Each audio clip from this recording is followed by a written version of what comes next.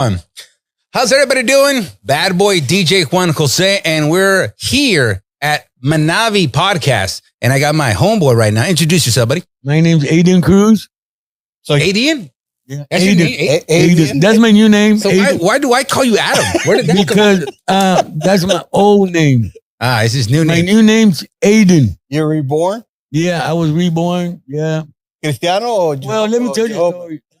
Hold on, let me introduce the man over here first, man. He's already going to bust into the story. Ya entrando. We're just starting, man. All right, also right here, what do we have? Let's go. Carlos Aviles. Carlos Aviles, ladies and gentlemen, and we're live here at Lola's. Is it still Club and Kitchen or nomás Lola's? It's Club and Kitchen, yes. So Lola's Club and Kitchen, we're here live. We're doing this podcast for the first time. We're going to do many mistakes. Trust me, many of them. But we're going to try to learn from all of them to make sure that we give you guys a good podcast. Es algo que we just thought about doing, and we're like, hey, let's just see what happens. A ver qué pasa. La cosa es que hay que hacer algo. No es what we thought. Yes, I would say nothing specific. It's more driven to current events and talk about also the past, because you can learn from the past. Yes, you can. A lot. Yeah. So Adam, from Adan. Texas. Adan. I can't call you Adan, man. I called you Adam my whole life. I'm not going to call you Adan. No. That's my new name. Adan. Adan? That's his new state. Oh, you know how famous people got to switch their names? He's like, Did you go to court? Oh, No, I just changed it. like 8-5? Yep. Yeah, like that. 8-5. Te digo, man. Adan. So, Call me Adan. Okay. So, see, one thing we could talk about since we're here at Lola's, man, let's talk about Lola's. What does Lola's offer? So Lola's is a combination of entertainment and also food and drinks. Our events are not specific to a sector population. We invite all kinds of customers to come in here, and we try to tailor our events based on the needs of the community. We start off with Riverview, and then we expand, going out to about 50-mile radius and try to serve the needs of the community. Whoever wants to come out and party, they can. So if you're in the mood to come out and party here at Lola's, man. Good food. So, yeah. So one thing we're doing, actually, we're going to expand our menu. We're introducing topless tacos. I thought the same thing. When you're about to say, go ahead. I thought the same thing. Topless tacos. Yeah, ¿qué te imaginas? Okay. Me imagino una tortilla sola sin just a tortilla. Oh, no. See, I was thinking. So my mind's in the gutter. I was thinking something else. I thought it was like topless women serving you tacos. Okay. Oh, no. But it's not that. So when actually that was my original Idea? it was not my idea. Okay. But when it was sold to me, that's what I thought of. And I was Yeah. like, okay, this has to be a niche or a catchy line, and thinking about what it was, and then it came. Then the real answer was really it stood. It's just a name. It stands for tomatoes, onions, pickles, peppers. All the condiments and ingredients. Exactly. It spells out topless is what it is, but it's not. It sounds good. It's But not, it sounds good though. Yeah, I'm it getting sounds hungry. good. Yeah. I'm getting hungry now. So we're taking that menu. We're gonna incorporate into the Lola's original menu. We're gonna expand. We're expanding our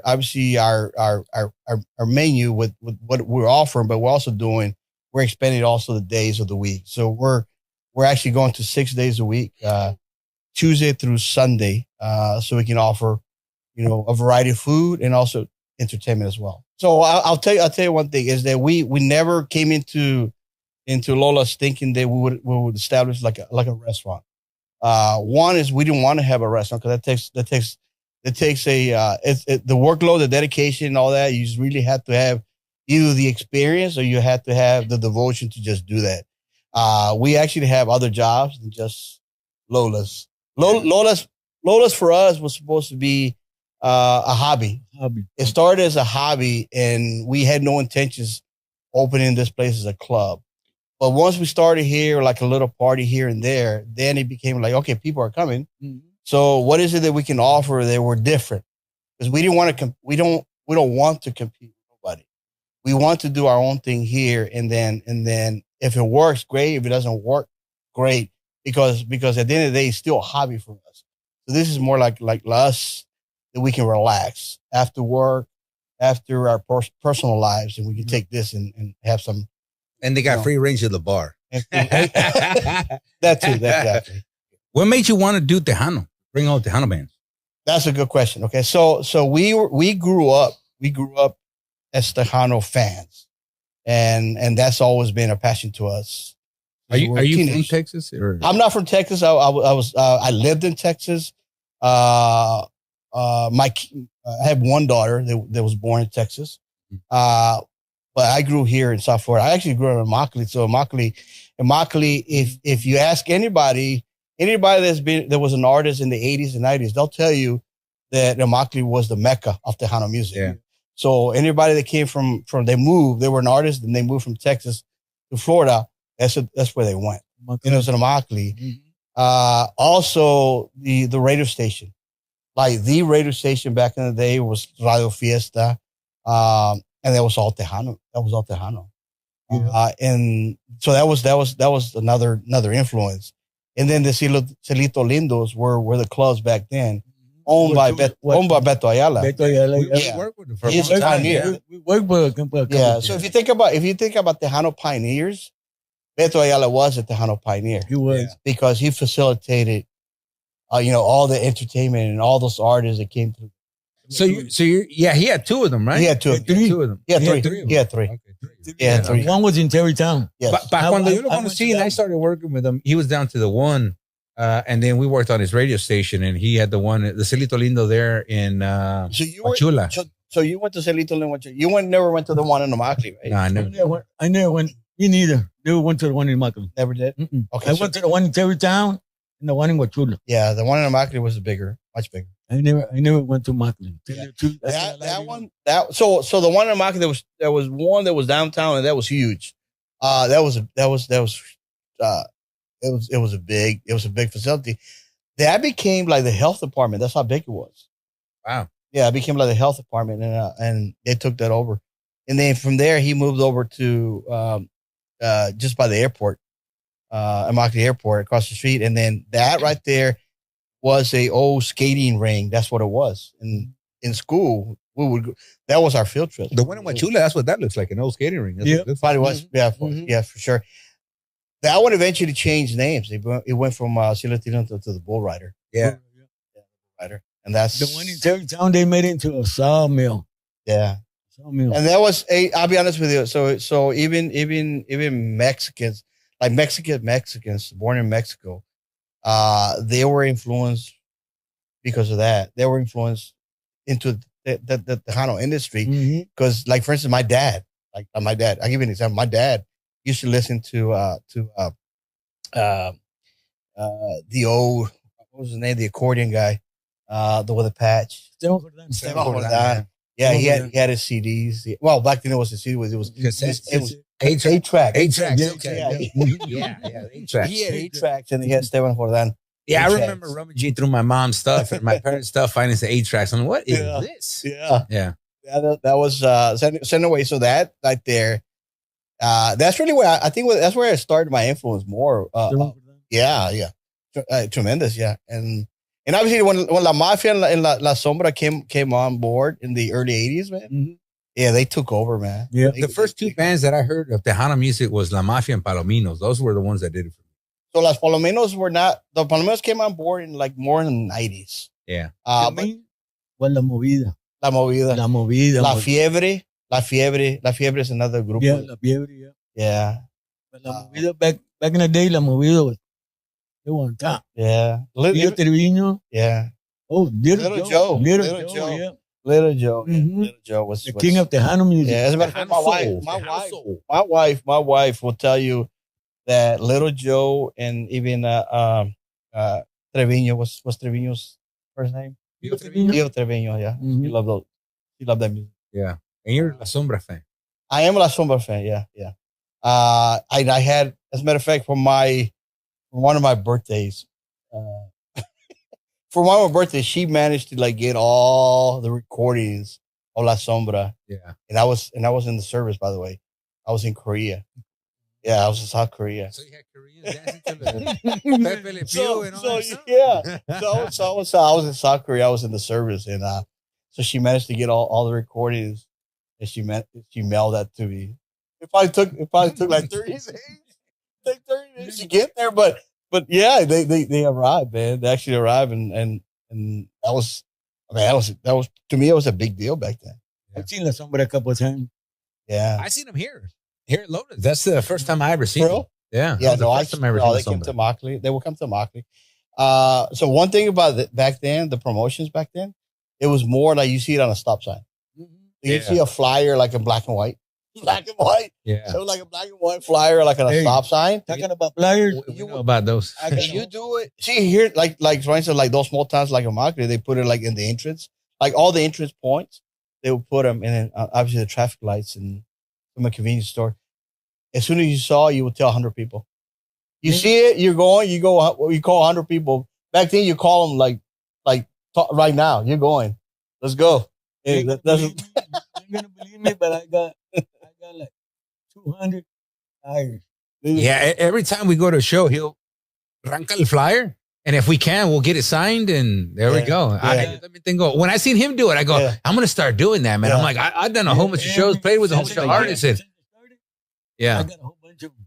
I got all those all autographed Jimmy Gonzalez. You know what I used to do back in the day? Because when I first started, I was 15 years old, and we started playing with a whole bunch of bands. The first band that I ever saw live was Sólido.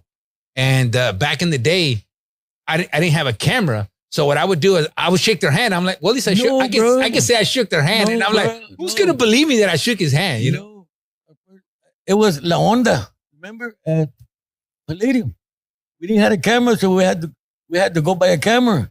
No. En La Onda. When I saw La Onda, I had that big old video camera and actually videotaped. The first one that I saw was Sólido. Yeah, because you weren't with me yet. Mm. Yeah. No, you weren't with me yet. So believe it or not, I actually, my wife introduced me to Sólido, and I was in Korea at that time. And they came out with that song they hit. Hasta la cima del cielo. Yeah. When that CD came out, that's when I first met them. Yeah. That's how she actually introduced me, because she was every Friday or Saturday she would be in Immokalee. She would be at a dance, and then she also introduced me to Emilio Navarro. Yeah, that's when he was hitting back then. Yeah. I'm glad I got to see him before he died. We went to the Tejano Music Awards, and I got to see him there because he came down to Florida, and he got to see him, and I was upset, man. I never got to see him. So the questions was raised, and this was like last year, because we're talking about who do you consider as the king of Tejano music? Yeah, that's a good one. To me, Joe Lopez. Grupo Más. To me, I don't know. I think it's Emilio. I think it's Emilio. Yeah, because I mean, I think I don't know. I don't know how people judge him, but they judge him by albums sold. I hate to say it, Emilio sold more albums than us. I think that the issue with Joe is not that prison, the prison. I think with him is that Jimmy took some of his fame. Yeah, Jimmy took a lot of credit. Jimmy won a lot of Grammys. Yeah. Right. So I think some of that fame that Emilio didn't share with his brother, because his brother just helped him out, right? Yeah, I think Emilio was a star. Yeah, with Emilio started with David Lee Garza. Yeah. So that's to me it is Emilio, but then again that's just but it is up for debate, and I'm not going to take nothing away from Joe Lopez. I think he's a phenomenal artist, great singer, and he had a lot for his career. No, he's the thing about Joe is that he also became international, so now he's widely acceptable. Yeah, in Mexico. Yeah, I mean, if you saw Monterrey, he was the headliner in Monterrey. But I guess if you were to say it this way, I mean, who's the top guy now? Well, he is. That's alive. Mm-hmm. Jimmy's gone, and so is Emilio. Yeah, well, I don't. That's tricky, and the reason it's tricky is because he's still playing his old music. Old music, no. You know what I'm saying? So I think he did record a couple. It's hard to compare somebody that's playing their old music to versus somebody that's been around for the last 5 years. They have some hits. Who do you think now is the biggest artist right now? El que está pegando ahorita. Who's the biggest artist right now? Male artist, I think it's Marcos Orozco. Yeah. I think Marcos Orozco is probably the I happen to agree. the one leading the Tejano industry. Right? Whoa, male. Yeah. We all agree on the same thing. Yeah. ¿Es female? What is my female? So I'm gonna be honest. Go. What do you think? Have you heard any new female artists? New. No. What do you think? So I got one in mind, and I'm not going to change it. Just so people don't think that I changed it. It starts with the G and ends with an M, and I'm going to tell you in a second. But I think Gabriela Martinez. That's who I think. I think Gabriela Martinez is the one that stands out the most. Yeah. And the reason is because she's really into social media, and she's doing most of her promotion, that you would get from like a manager or even a promotion company to promote you. And also her recording. She went up for the Grammy last year or this year. Actually, this year, right? Mm-hmm. Was it this year, right? Mm-hmm. Yeah, this year. Yeah. El Plan got it. I think the Plan had been nominated 3 years in a row or something like that. He finally got it, but she went. So she was nominated, so she can be considered a nominee. Pero también hay muchos artistas right now. There's a couple that I think need to be more recognized. Like Sonny Sauceda is still making hits, man. He's still coming out with bangers. Yeah. Sonny Sauceda is still killing it right now. So I see it as more of scaling up. Okay. So you're in San Antonio, okay? And you predominantly play in Texas. Yeah. Okay. You need to scale out and get out of Texas. Yeah. Okay. Because Tejanos are around the world. Yeah. Tejanos are everywhere. So Tejanos are not just Texas. Yeah, I just saw that they did a show like in Kansas and stuff like that, and places out there, and they're jam packing them. The Northwest. They're Northwest. Yeah. The Milwaukee. If you look, so Milwaukee. Yeah, Milwaukee, Ohio. So that's what I'm talking about. So Tejanos are not restricted to Texas. Yeah. So you gotta leave Texas. You gotta leave Texas. It's like if you want to play country, you gotta leave Florida. I'm saying you gotta go to Nashville. You gotta go where everybody normally goes. So you think that's what's stopping the growth of Tejano music is just limited to Texas? They are limited to Texas. And I wanted to take risks. So what would be considered? Because I got two theories here. What would be considered a local artist? An artist that plays in a city or plays in the same state? I think I don't want to limit or restrict it to mileage. To say, okay, if you wanted to travel, from city to city, just within your state, I guess you're considered a local artist. I would think that if you don't leave your state, I think you are considered a local artist. And I was talking to Adam the other day, and I'm telling him, what's crazy? Que in Texas, these local artists, because they're traveling all over Texas, doing phenomenal. They make a career, they make a living out of traveling lo que es Texas, and you can consider them local. One, they get famous around Texas. Donde todos los conocen, and everybody's like, they can't wait to see AJ Castillo, can't wait to see Sonny Sauceda, all these people, right? And the radio station plays their music. Automatic. They don't do that here in Florida. Nope. No, because they don't have the fan base. And that's something I looked at is because if you pay attention, most of the radio stations are Regio Mexico. Yeah. And they'll maybe devote 1 or 2 hours weekly to Tejano. And if they play Tejano throughout the day, there's a song from Frontera, Pai Pulido gets in there, Tigrillo still. Yeah. But I don't, and it's mostly like hits. And what's hot right now is considered a hit. You know what I hear on the radio? I hear Norteño Tejano, not Tejano, what we would consider with trumpets and keyboards. I don't hear none of that. No, you don't hear that. You don't hear. I mean, they do play it. Cause like La Ley. I'll talk to La Ley. La Ley's out of the Macli. I think Lace Media owns La Ley.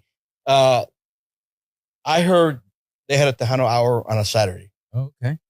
Like on a Saturday evening or something. They still have it though? They still have it? I don't know if they still have it because again, I think you're right. I think I would have to go online. Sure, yeah. They don't have the reach up here.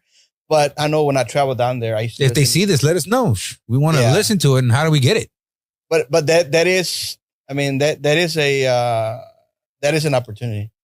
I looked at it's if you want to grow your listeners, your fan base, you gotta provide a variation of genres. What I've seen about Tejano, I seen when I used to work at Sombreros, they used to bring a Tejano band. Okay, so and you are correct.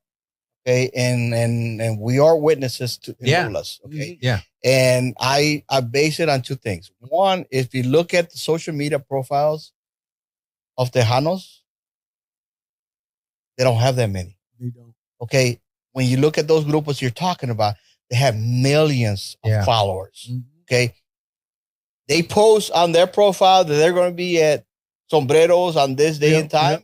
Guess what's going to happen? Everybody that lives in the area, that's one of their followers. Guess what? They know they're going to be there. Okay, how you going to tell what an artist that has 5,000 followers compared to a couple million?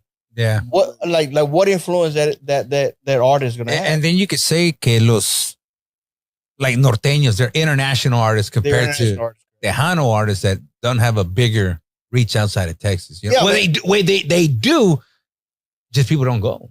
Well, they have it. They have it probably in the border towns. Yeah. Probably as far as Monterrey. I would imagine Monterrey. Yeah. But I don't think they have it in south of that. I don't think into Mexico. I remember back in the day, in Sarasota, Signal was playing when Signal came along. Yeah. It was on a Sunday and it was packed. It was packed. Yeah, it was packed. But if you look at Signal's profile, they're like 500,000. Yeah. If you one thing that I noticed when Signal came out, they were pushing their product out like crazy. They were making a whole bunch of videos. A lot of these Tejanos don't do that. They were making a whole bunch of live videos, and they would have a thing called Adventures with Signal. And I think that caught a lot of people's attention. And not only that, I would see that they would take pictures with everybody. Yeah. I remember one time at 301 when they came out, they stayed there hasta, way past hours. And there's a lot of bands. I'm not going to name them, but I remember I went to go see one that I really wanted to see. And he said, I'm too tired to take pictures, and dismissed everybody. Every artist needs a publicist. Yeah. Somebody that can watch out for their perception of what people think of them. Yeah. I'm saying, and what the thing about it, most of the artists don't have somebody like that. Yeah. Most of the artists just go do their gig and they leave. And I'm pretty sure that there's more Tejano artists that do take the time to take pictures with their fans. You know, I'm throwing out Signal because that's what I've seen, but I'm pretty sure there's more that do that. But I think also the venue has a lot to do with it, because we make them take photos. That's what a lot of people say. We tell them. We're the ones that because we tell them, hey, after you're done, we have fans that want to take pictures. I'm saying, so we do have that responsibility too. With Tony Guerrero, like for him, I remember with him is they would do two sets, right? So they did their first set, and then they announced, right, that they would have merchandise and all that, and autograph. And sure enough, they had tables. They laid out the tables. They had all the merchandise, and people got in line, and they bought a shirt or a hat, whatever it was, and he autographed it. He autographed the merchandise, and if you wanted a picture, obviously they charged. I mean, it wasn't free, but again, people wanted to pay for that. At Sombreros, every group, Elida, when Elida came, she used to have her table. Yeah. And she used to autograph everybody. Artists need those. They need those fans, though. Yeah, they do. If you don't have those fans, then you don't have fans. Mm-mm. You know, where are your diehard fans? Yeah, we are. I'm one of them. I'm one of Elia's diehard fans. Yep. Yeah, true that. So it goes back to a fan base. You have a fan base. Yeah. If you don't have a fan base, then no matter where you play, they're not gonna go. You got to have some people like your music. Yeah. Muchos promotores, it's a risky business, man, to be a promoter, man. You put a lot of money to bring a band, and then you get like 20, 30 people. You lost tonight because you got to pay that band a couple $1,000 for coming, and you only made a couple hundred at the door. Back in the days, ooh. It would be packed. Like 80s, 90s. La Mafia used to pack everywhere they used to go. I remember. So La Mafia, remember I'm telling you, there's a correlation between the fan base. La Mafia, they probably have like, I don't know, 3 million, 4 million followers right now. Mm-hmm. They announced they were going to Immokalee Casino. They had 1,500 people. I remember. Yeah. I We're remember. still going to drink. We're still going to get wasted. I remember seeing las primeras tocadas de Signo when they first came out here. They didn't have the place packed in. Man, that dude was jamming. No le importaba. He didn't care. He would jam out a whole jam session.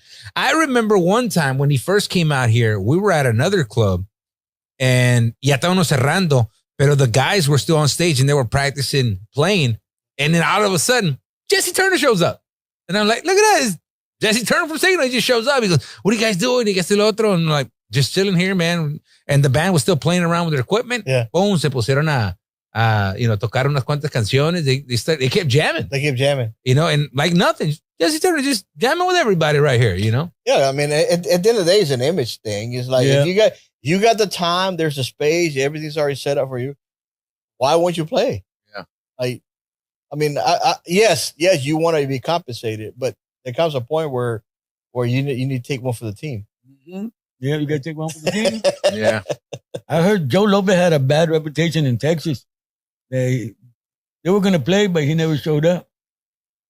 I think that's what ended up breaking them up, that he wouldn't show up. And we interviewed Jimmy Gonzalez, and Jimmy Gonzalez told us that, he would stick around and sign autographs and Joe would be gone. That's what he told us. And we have that recorded in case you guys need that. I recorded all my interviews and that's what Jimmy told us. And then Jimmy even told us, hey, we were the ones who did everything. And then he even compared it to race car. He goes, we're the guys who built the car. He was the driver. I remember him saying that. Yeah, I remember too. Yeah.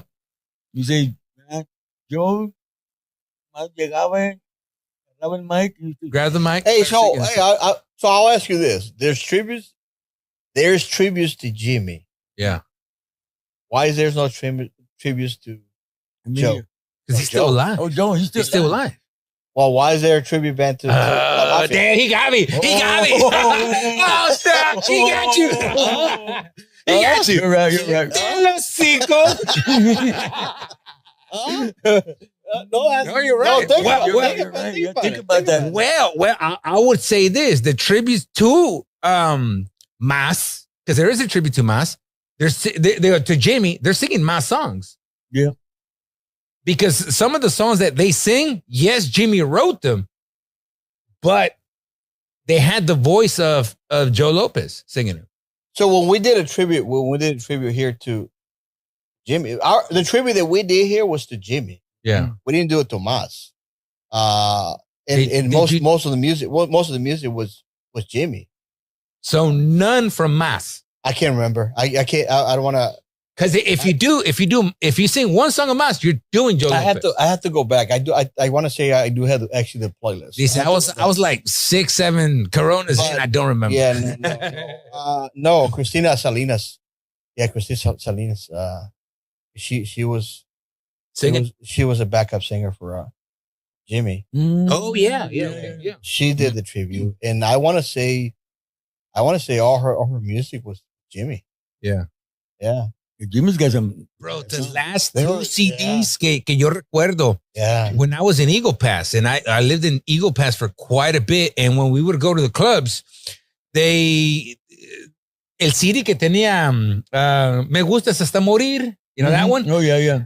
People would come up when that CD came out. They're like, play some Jimmy. And I'm like, which one? The new album. Yeah, but what song? Any one of them from that album. And that was the first time that I was hearing that album. And it was true. Any one song from that album, dude, was killer, man. So I mean, this is obviously, I'm not promoting Spotify, but like Spotify has a mix and it's all Jimmy. There is no one song I can tell you, no, I don't want to play that song. Yeah. Every song has to be played. I don't think he made one album that didn't have a hit. No. Like several hits. I remember. Remember when his first CD came out at the Grammys? He was like this and had like 4, 5, 6 Grammys on it like that. You know what I mean? So you got a bunch. I remember one song. Yo estaba con el grupo Más. Se llama la canción, se llama Cuando Yo Quieras Devolver. And that Jimmy song, you can hear the voice, the Jimmy. You can hear He's singing with Mas, and he's the one singing it. Yeah. 'Cause I know that several albums de Grupo Mas, Jimmy would sing. Jimmy would sing a couple of songs. Yeah. I don't know why he wouldn't want to sing right after. How come he didn't just pick up and go? Because he was the lead singer. Yeah. I seen him in Brownsville one time. He said, Jimmy, you got a whole bunch of badass songs. Why do you keep playing my song? Why don't you play that song? Cuando yo quieras devolver. He just kept looking at me like, Who the fuck are Maybe you? he thought you were crazy. who the fuck are you, bitch? Jimmy, man, I heard my CDs and I could hear your voice. Pero Mike and the Iconics, man. Yeah. That's a tribute band. Yeah. We went to see him in Houston. So we saw them and it's all Jimmy, man. It's all Jimmy music. Puro Jimmy. That's a good group to bring to Florida. Yeah. So one thing I noticed that you do, you're I mean, I could tell you when we started, man, 99. We were fighting with radio stations to give us an hour to do Tejano, and they would let us do Tejano, but it was a fight back in the day. And then you're continuing to do your part to keep Tejano alive over here. And is it still a struggle? I mean, obviously it's still a struggle. No. So I'll be honest with you. It was a struggle because it was hard to sell that. But I think over time people are seeing it that actually there is life. There's life, and there's Tejanos in Florida. And right now the way things have gone with those ICE raids, the cancellation of music. Yeah. All those musicians have actually, believe it or not, given an opportunity for Tejano artists to step up and maybe come to Florida now. So I would like, and hopefully a través de esto, man, you bring a Tejano band and this place is wall to wall. That's what I want, to bring back that love for Tejano music on this side, man. De Casillanara, that would be a sight to see. Believe it or not, true story. We opened this place in September of 2023. We're 2 years in existence. If you think about it. Yeah. And it's been trial and error, man. And mostly error. Yeah. Mostly error. That's how you learn. Mostly error. But the thing about it is because we didn't start this to say we're going to get rich. So we didn't have expectations like, hey, we're going to get rich. We're going to make all kinds of money. That was not the intent. Okay. Obviously, yes, you do have to make money because you want to grow. Okay. You want to grow. You want to improve, and make it better for everybody. Right. But that's not, and we want to keep it as a hobby still. But all those trial and errors, I think it gave us a little different perspective and kind of like changed things around and kind of like mix it. Like, it's almost like, we made menudo and it was like horrible, man. Yeah. It was like horrible. So we're like, okay, we're missing something. No, pues we have to miss something. We gotta stir the pot, and then make menudo better. That's where right now. Better ingredients. It is. Yeah. So I don't think so people ask, you think Tejano's dead? I said it's dead for the ones that don't like Tejano music. Yeah. Okay, but it's not dead. It will never die. That's something that there's a fan base there. They do Tejano fanfare and they get hundreds of thousands. They get thousands. They get thousands of people. Yeah. So, if you hear stories of the Memorial Bash, 13,000 people there. Where do they come from? Yeah. All over the United States. We've been to them, to the Memorial Bash in Eagle Pass. And it would get so packed that we were right in the border. And you can see los Mexicanos from Mexico packed even more on that side, watching the show for free. You know what I mean? Yeah. So, and they get packed over there. Yo quisiera que se llenara así acá de este lado. You know what I mean? Like jam packed, like back in the day. It will. It also goes back to Lola doesn't have a fan base. Yeah. This was not a club. This was the before this como cantina. This was a pool hall. Not even a cantina. A bar. This was a pool hall here, and then before that it was like a country store, something like that. So this, and then I think it was a club at some point, but not known for. The first time I came here, it was a barbershop. Barbershop? Mm-hmm. Yeah, next door is a barbershop. When he says next door, he means in that place right there because it's connected. So he says next door. Oh, he was here. Right over there at that door. Yeah, there was a barbershop. we made that into a carry-out bakery. The first time I came here, it was a barbershop. Yeah, it was. And this was a pool hall. All this right here. So anyway, so that's that fan base. I'm telling you is that we're 2 years in existence, and we're getting people every time we hold an event here. It's like new people. Yeah, and for us, we need that. We need new people. And the more new people you get here, you eventually you get a fan base. Yeah, that's. I mean, every location, every venue. If no one knows about it, or they don't know there's events there, they can participate. They don't know nothing about it, then they'll never know. They'll drop past it. They won't even know it. What do you think helps it out more? Facebook, sharing, or social media, or flyers? I'll tell you this thing. So like for instance, we don't take tickets and take them to stores. You know, like traditional way. We're like, hey, we're gonna take this to a store and people are gonna pick up tickets. We operate under this, right? We know every human being now has a cell phone. Yeah. Okay. So how do we connect with you on that cell phone? So once we find out a way to connect with you on that, and we're always in communication with you, we can sell you a ticket, we can give you a ticket, or we can promote our event. At the end of the day, you can promote all day long, all week long, all month long. If they don't want to come to it, they're not going to come. Yeah. You know what I'm saying?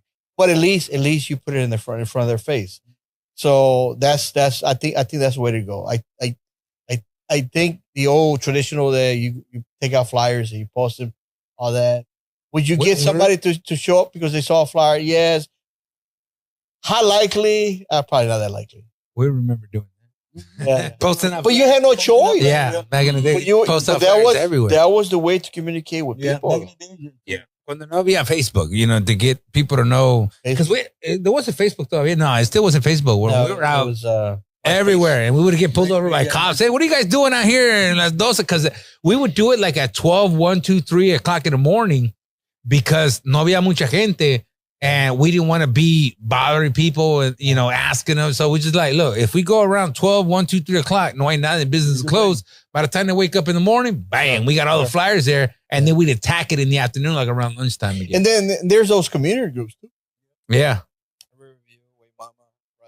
Man, but there's some of those communities, they'll block your flyer. Like, I don't want your flyer there. Why do you got it? I want people to know about it, fool. Some people join those, community groups, but they turn off their notifications. Yeah. So if somebody puts something in that group, they'll never see it because not unless they're looking for it. Yeah. So they'll never see it because of that. That's a lot of people. Community of Riverview. Yeah. Wow, I want to post something that I'm doing in Riverview. I want people to come out and see my show.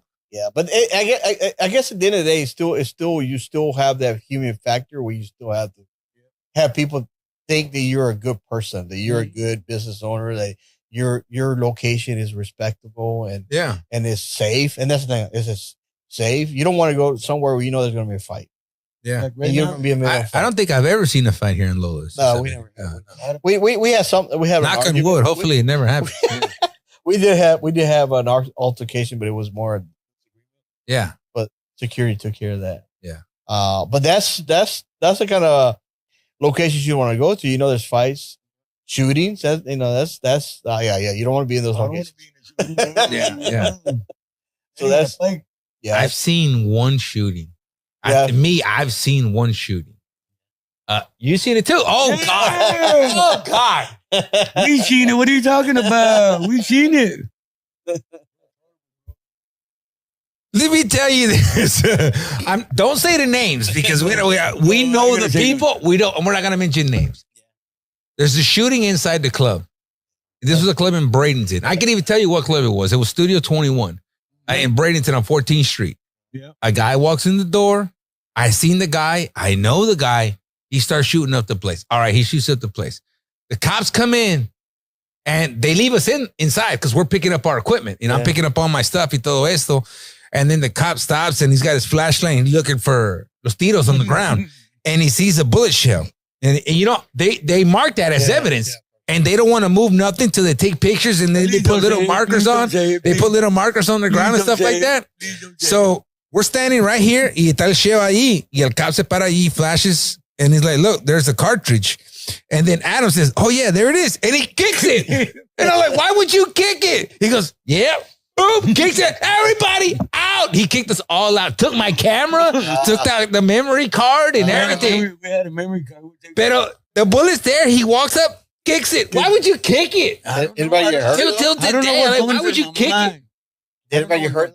Huh? Anybody get hurt? No. Somebody did get. Yeah, somebody did get. Yeah, they got shot. No, he got shot in the back. No, it was just one. I don't know about the arm, but I know one did get shot in the back. So what was security for that? It was the security that got shot. It was the security that got shot. Yep. Wow. And what made it even worse, that I felt worse about this, and luckily he was okay. He was fine. We went to go check up on him y todo, and he was fine. It was a security guard that day wasn't doing nothing, and I called him and told him to come. Really? Yeah, because the owner, he's like, hey, do you know any security? And I'm like, oh, I know a guy that does security. And I called him, and you set him up. I always felt bad about it, man. You know what I mean? And I always felt bad, and I'm like, oh man. But I mean, he was okay. We went checked up on him, and whatever happened. Hey, so I won't get into detail, but everything was taken care of. So I do have something that I noticed, and I saw a posting, and I won't name the artist, right? Out of respect. It's a female artist, but I did see a posting where I don't know if this individual's a fan, is a male, but she made a video. She's dancing in the video, right? She's singing, right?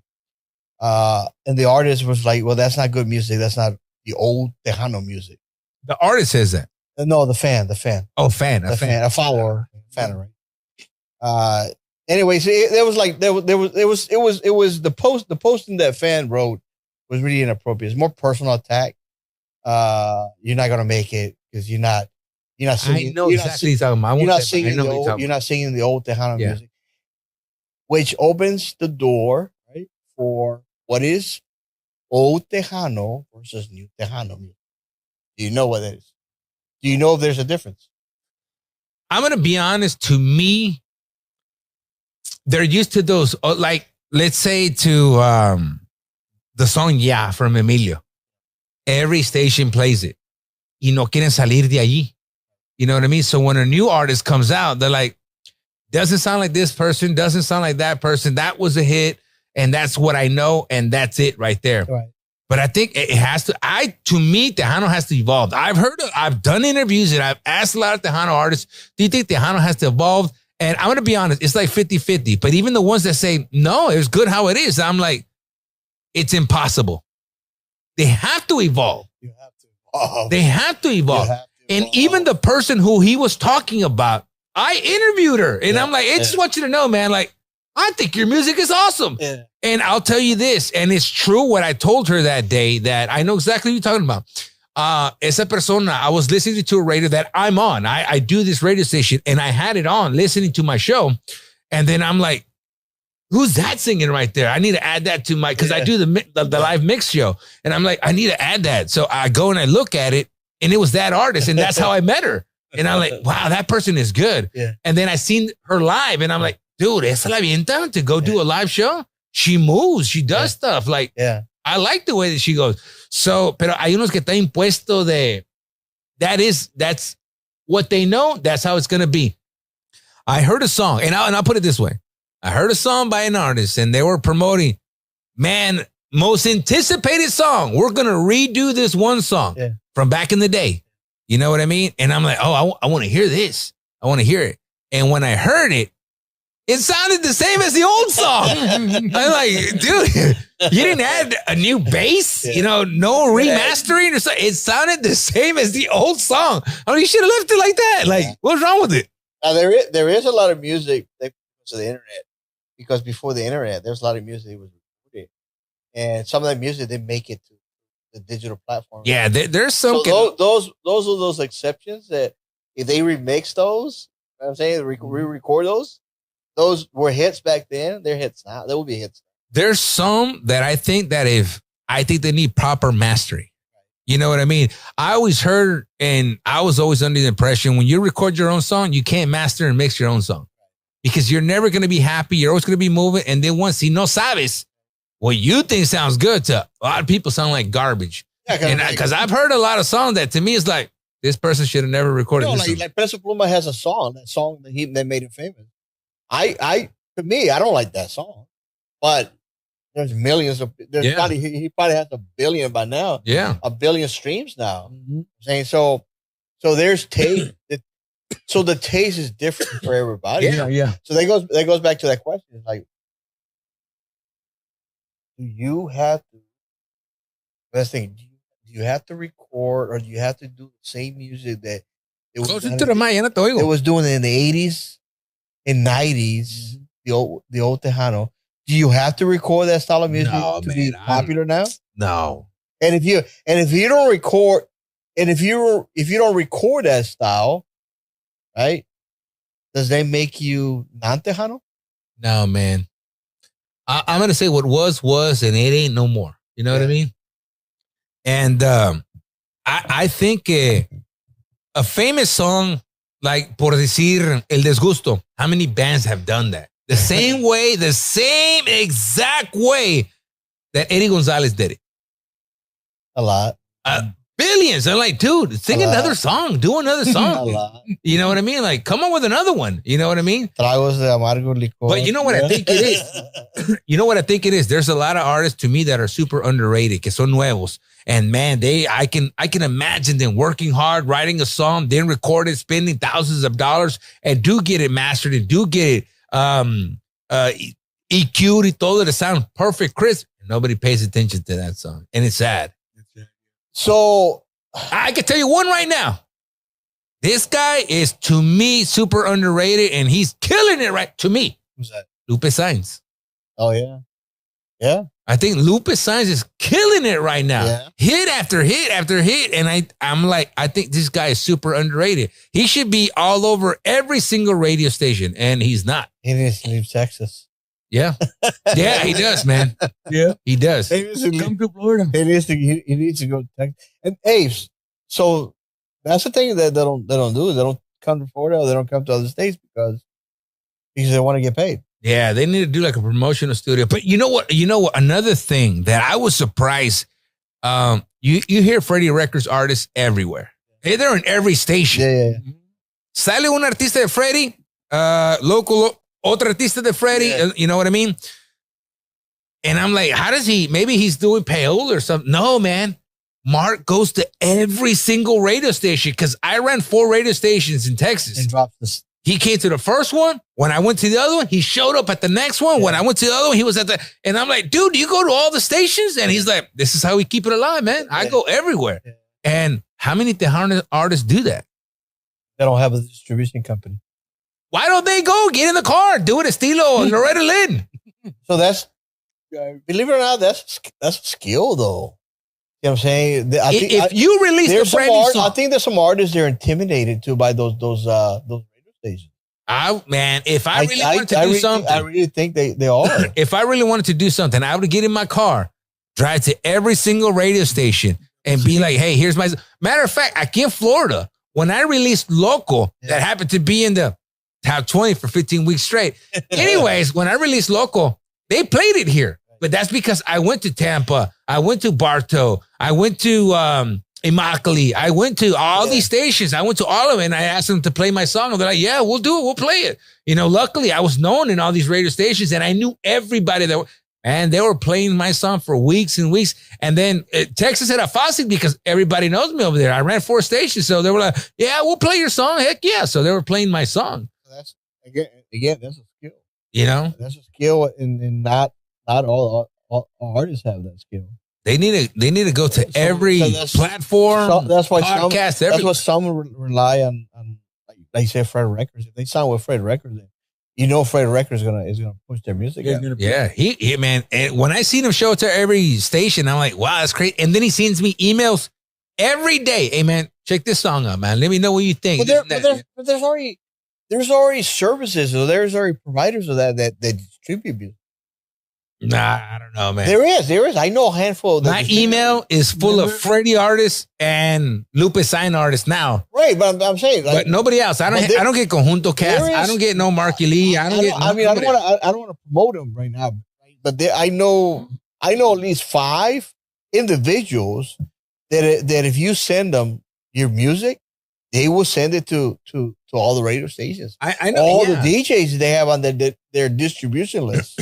Yeah, I know some people that I was on their station and they had a internet radio station and they would ask a whole bunch of the Tejano artists, send me music and, we'll put it on our station. Yeah. So they got a whole bunch of contacts and then she turned around and became a distribution person who started distributing.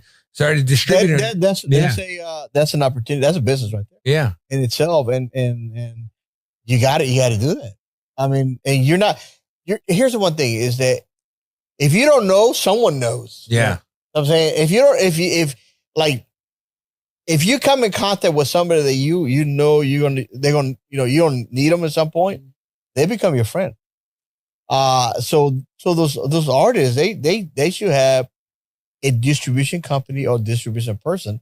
Every time they do a recording, it gets sent to that individual or individuals, and they push it out. Yeah, they had a whole bunch of CDs. They had like 1,000 CDs. It'd be like Christmas. So Freddie Records would send us a box about this big, and it had a whole bunch of CDs, and there were singles, all singles. So you would get on it. Oh man, I remember Garcia Brothers, Solido, a whole bunch of Freddie artists, and we would put them on our Tejano. So you will have a single from each artist. Yeah. En vez mandaban todo el CD. Yeah. Todo el CD. Porque, so that a lot of music got wasted. Yeah. When we started working, estábamos en un broadcast. Y estaba un CD de Elida que me gustaba. Yeah. Yo le dije yo lo voy a agarrar. Dijo, leave it there. Nobody's going to take it. Nobody's going to take it. Sí, nobody took it. Pero que cuando yo lo agarré. Y como So what happened was we got the box and I'm like, I don't want to take one out the box and then someone noticed that it's gone. Yeah. But I'm like, don't take it. Watch. They're going to give it away. Wait till they give it away and then just take it. They're giving it away. Yeah. But right now, I don't want to get it. And then we used to have a table where they give away a whole bunch of gifts, prizes, like a prize table. Right. You know what I mean? So it's a CD made it on the prize table. I told you, man, they weren't even going to take the CD out. Sure. Y ahí está. And I think it was the white one, right? Yeah. The white one. I think it was, oh man, I can't remember if it wasn't mucho, I think it was mucho o nada. Mucho nada, yeah. Yeah, it was mucho o nada. I can remember that day. You still have it? Yeah. Yeah. You got a CD player? Yeah. Yeah, he does got a CD. Do you know how many CDs I got to record this guy? And I'm like, dude, do you still got a CD player? I don't even got a CD player. Record me a CD. I bought a car and it ain't got no USB or nothing. Yeah. It's got a CD, so that's it. There you go. Jam out the CD. Hey, so as a DJ, who sends you music? I find it. So I do get a lot. So you don't have distribution people that send music to you? Freddie Records send me. Tony Sign sends me stuff. Yeah, but they send you because they know you on the radio station. Yeah. But if you were not on the radio station, would you get any music as a DJ? Yeah, I do. Pero throughout the years, there have been artists que dicen, hey, send us your email and we're looking for DJs, promoters, or anybody. We want to send you their music. So I will send them my email. So I've accumulated quite a bit of contacts que me mandan música. Sure. Pero remember, I'm still in radio. Yeah. So you're different. You're different. But yeah. So I'm still in radio. If you were just a DJ, you were not on the radio station, you wouldn't get anything. No, I wouldn't get it. I would have to find it. Yeah. I work in radio. I get it all. So do you see that right there as like the opportunity? Because how many DJs are in the United States? They play Tejano. In the United States? Yeah. Not that many. In Texas, there's a lot. Gotta be a lot. In Texas, there's a lot. In Texas, there's a lot, but it's gotta be hundreds.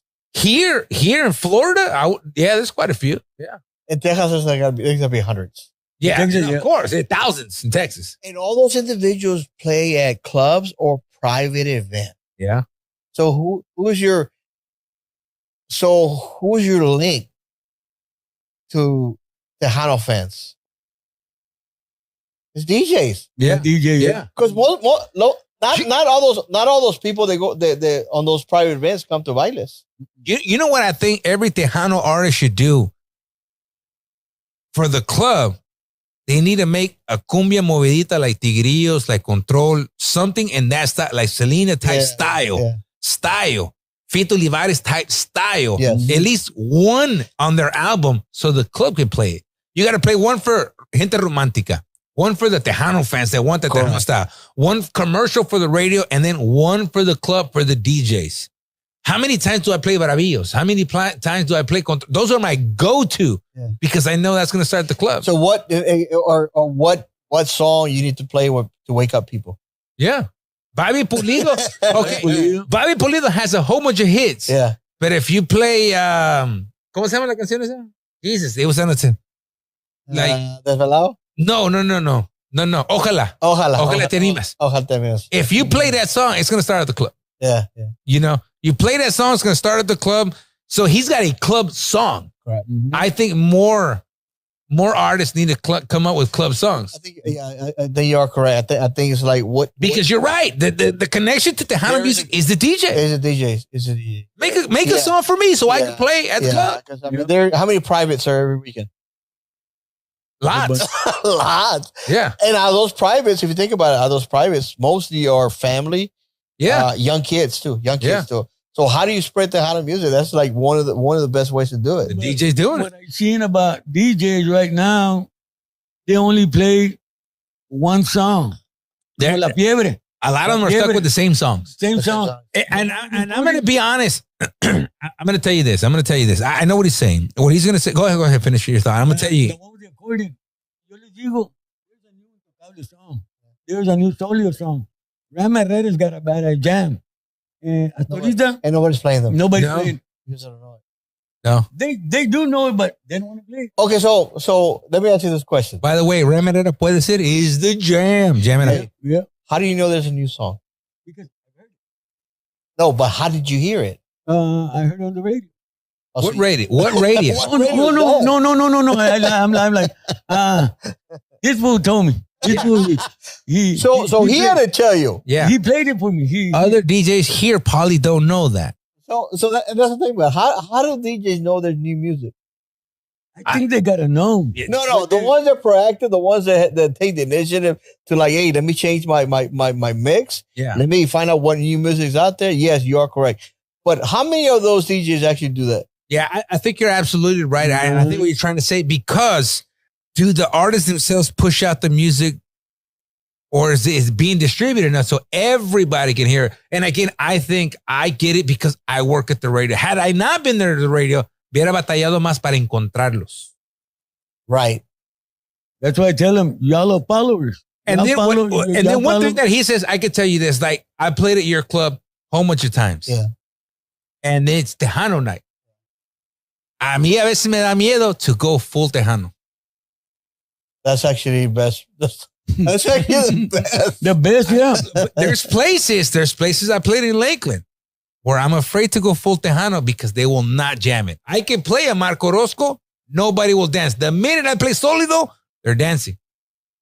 Yeah. Well, that goes to tell you that Solido went into Mexico. Mhm. So And I became see why some of the international. clubs, they'll play. I'm going to be Yeah, honest. they're There's known. there's clubs and there's DJs here that play Tejano, and they're going to play the top 10.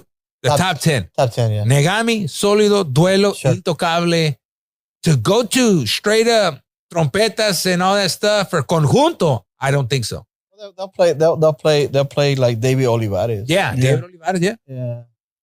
Yeah. But to play La Sombra, no, it's not going to happen. Yeah, No, La Sombra, no. You are correct. La Sombra, no. But I think it has to do with nobody's played them, Yeah. so no one knows their music.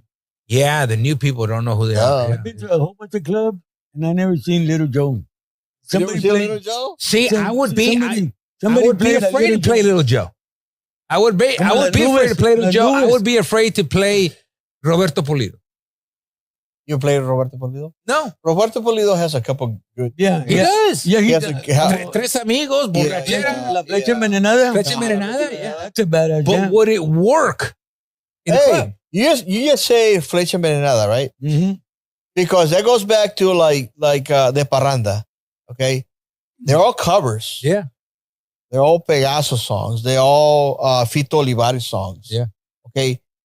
If there were hits back then, they're hits now. Yeah. But they redid them. They just redid them Norteño style. Norteño style. Correct. Yeah. Correct. So what do you think? Little Joe need to do no. I think what it is, because it goes back to the argument about why artists keep doing cover songs.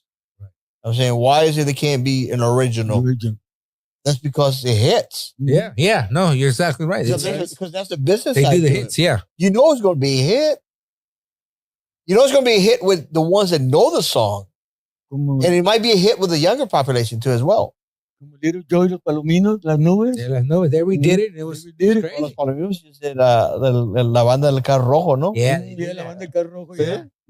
They're doing more norteño. Yeah. They did La Rocola and all those were norteños. Los Palominos are a hit here también. Yeah. Florida. Yeah, no. That's the other grupo that if they come to Florida, they're going to be a hit everywhere they go as well. That style of music también. One time we seen him in Lakeland, did we? Seen him in Lakeland? No, it was Arcadia. Arcadia? Yes, Arcadia. No? Yeah. That's one of those hit and miss. It was a miss. It was a miss that night. Well, it's I mean, the population is out there. You require people to like travel. I was jamming about it. I was jamming. You were jamming? It was just us. And they played and we were jamming, but it was a miss. But in Texas, man, they're all sold out. So. Yeah. Palomino, yeah. Todos. Sí. Todos. They have Palomino Fest in Uvalde. Yeah. Because we worked in Uvalde and we also, I did, were you with me when I did Palomino Fest? Yeah. Yeah. So we did that. Yeah. So we worked at Palomino Fest. And so the clubs that we went, like for instance, we went to Houston a couple of weeks ago and they were all sold out. Yeah. Like, and they jam Friday, Saturday, and some of the clubs even Sundays, man. Okay. And they're all sold out. Okay. Igual. All right. So let's Palominos sell out in Uvalde. Yeah. That's where they from. Yeah. So Uvalde ain't got to travel far. They just go out the door and boom, right there. Right there. So why we can't bring a local band right here and pack this place? We can. Why can't we bring Lalo's band or? No, we can, but again, you gotta. I think there's still a lot of Tejanos out there that has not known. They don't know us yet. They don't know yet. And we like I said, like I keep saying is that every time we have something like they're new, like we never heard of us, you know. Yeah. So you know what I hate to hear? I didn't reach those people. You know what I hate to hear? The club is too small. No, the club is too small. All right, so then they make it bigger. The club is too big. And I was like, oh my God. Well, si tan small, you're not, no llega nadie. You're not going to bump into nobody. So what's the problem? Yeah. Well, now it's too big. And you know what I mean? Like, dude, you got to get it right in the middle, I guess. But also the ones that go to clubs too as well, they're loyal también. Yeah. They're like loyal to whatever club.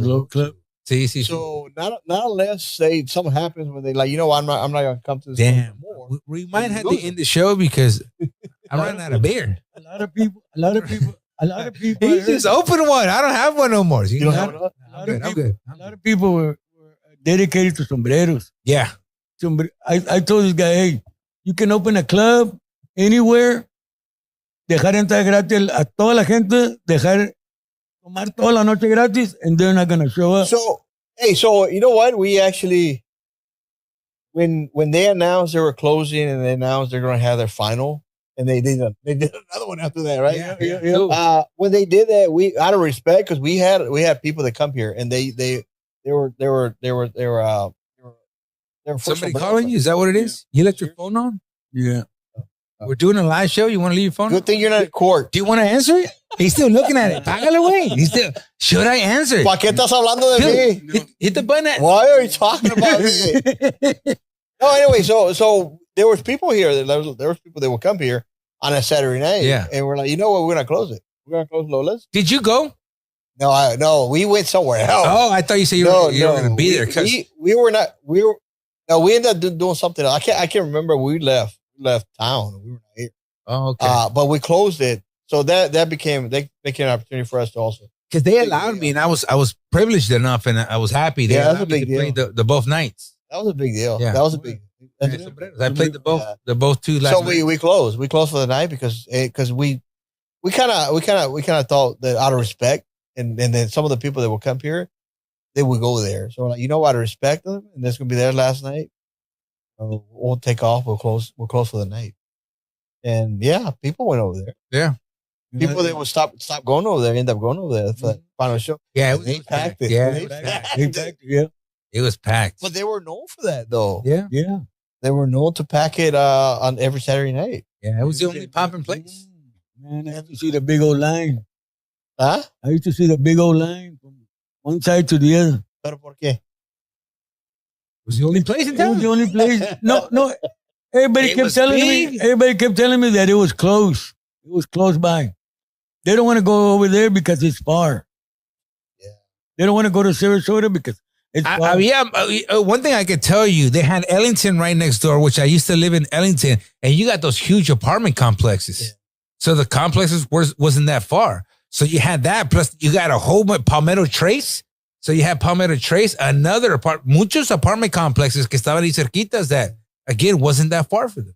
Yeah, that was so it was like you don't have to drive drunk. You don't have to drive. You're gonna walk. You're gonna walk drunk. Yeah, there was people that walk home drunk. Yeah.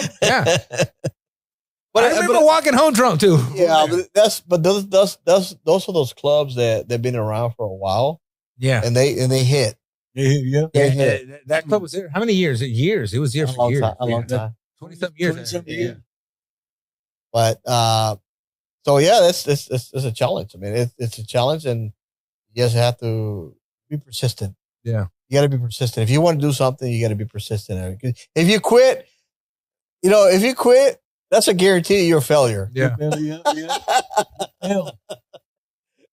So, consistency, and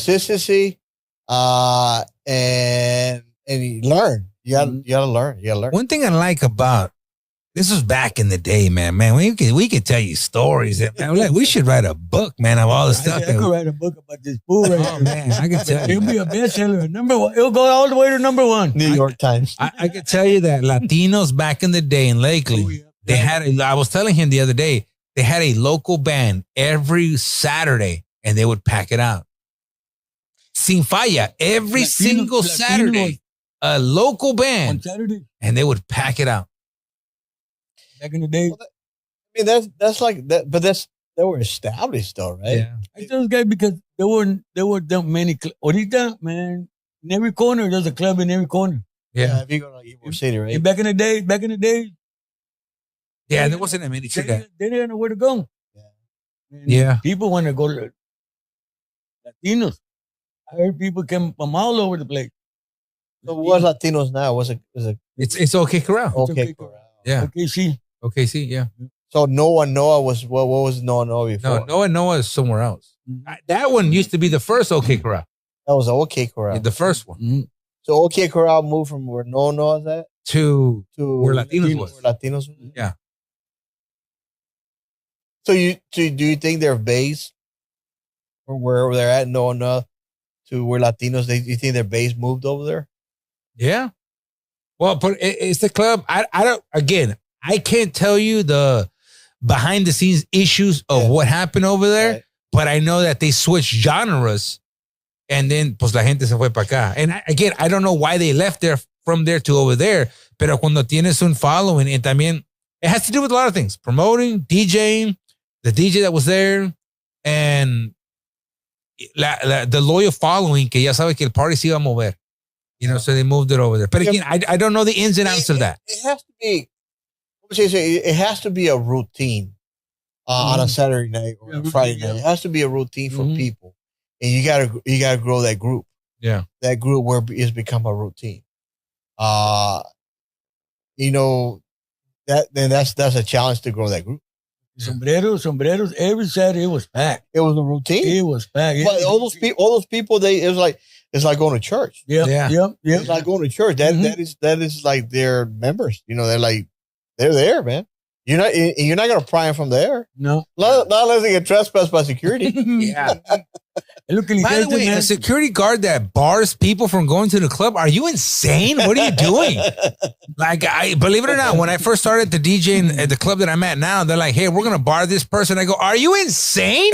Tell him, sáquelo hoy, but he can come back next week. He didn't kill nobody. If you bar him, how am I going to pay you? Yeah, the church won't trespass. Yeah, like, what are you doing? You can't bar. These are our customers. And believe it or not, some of the security are super rough. And I had a conversation with our security guard. I'm like, listen, man, I don't want to see this. I don't want to see that. Because who wants to go back to a club where you got yoked up by your throat, picked up, and then thrown out? I'm like, dude, you already took $20 out of the pay that's for the night, man. One time, I seen that sombreros. There were this guy. One security had it one arm, the other one, and nobody wanted to open the door. Oh my God! They ran the estilo casino. Oh no! Open the door with the dude's head. Y sabe lo que yo les digo, and I said this at the meeting that we had with our security guards. I'm like, listen, I don't want this. I don't want to see that. I don't want to see that. I said, you know what it sounds like when I hear y'all guys say that? Yeah. I'm like, have you guys seen next Friday?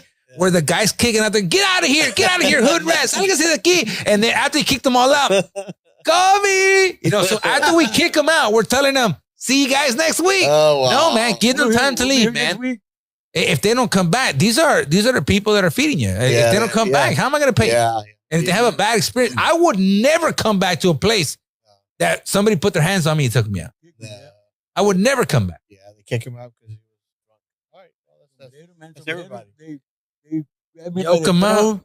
Nah, but they would come back. They wouldn't bar them, would they? No. Yeah, there you go. No, it's just see you next week. You had a bad night. Yeah, he had a bad night. He probably wouldn't even remember it. You had a bad night, but next week we'll see you. Yeah. You'll be here next week. I know who you are. No, and I've seen there's some security guard. They have to be how they are. I get it, porque a veces gente se pone tercos. That is the last one. Like you guys gotta go. Y no se van. And then I get that, but there's some that they're looking for. There's security guards. Let's talk about DJs because how did you become a DJ? I became a DJ because of my brother. So your brother. Yeah. So here was the deal. My dad was away. He was away. And then when he came back, he sat us all down on the table and he said, I'm going to try to help all of y'all with your future. Tell me what you want to be, and I'm going to help you with whatever it is you want to be. He sat us all down. And then he pointed to my brother. He says, what do you want to be? My brother said, I want to be a DJ. He pointed to me and goes, I want to be a boxer. You know what I mean? So he put me in a boxing gym, boxing training, and we went all for it. You know what I mean? So my brother became a DJ. And then when my brother would go set up, he would take me with him. You know what I mean? And I can remember this like if it was yesterday. The first party that we played was for Rick. Oh, yeah. He mentioned that. Yeah. The first party we ever played was for Rick. And then my brother would DJ, but he didn't want to talk.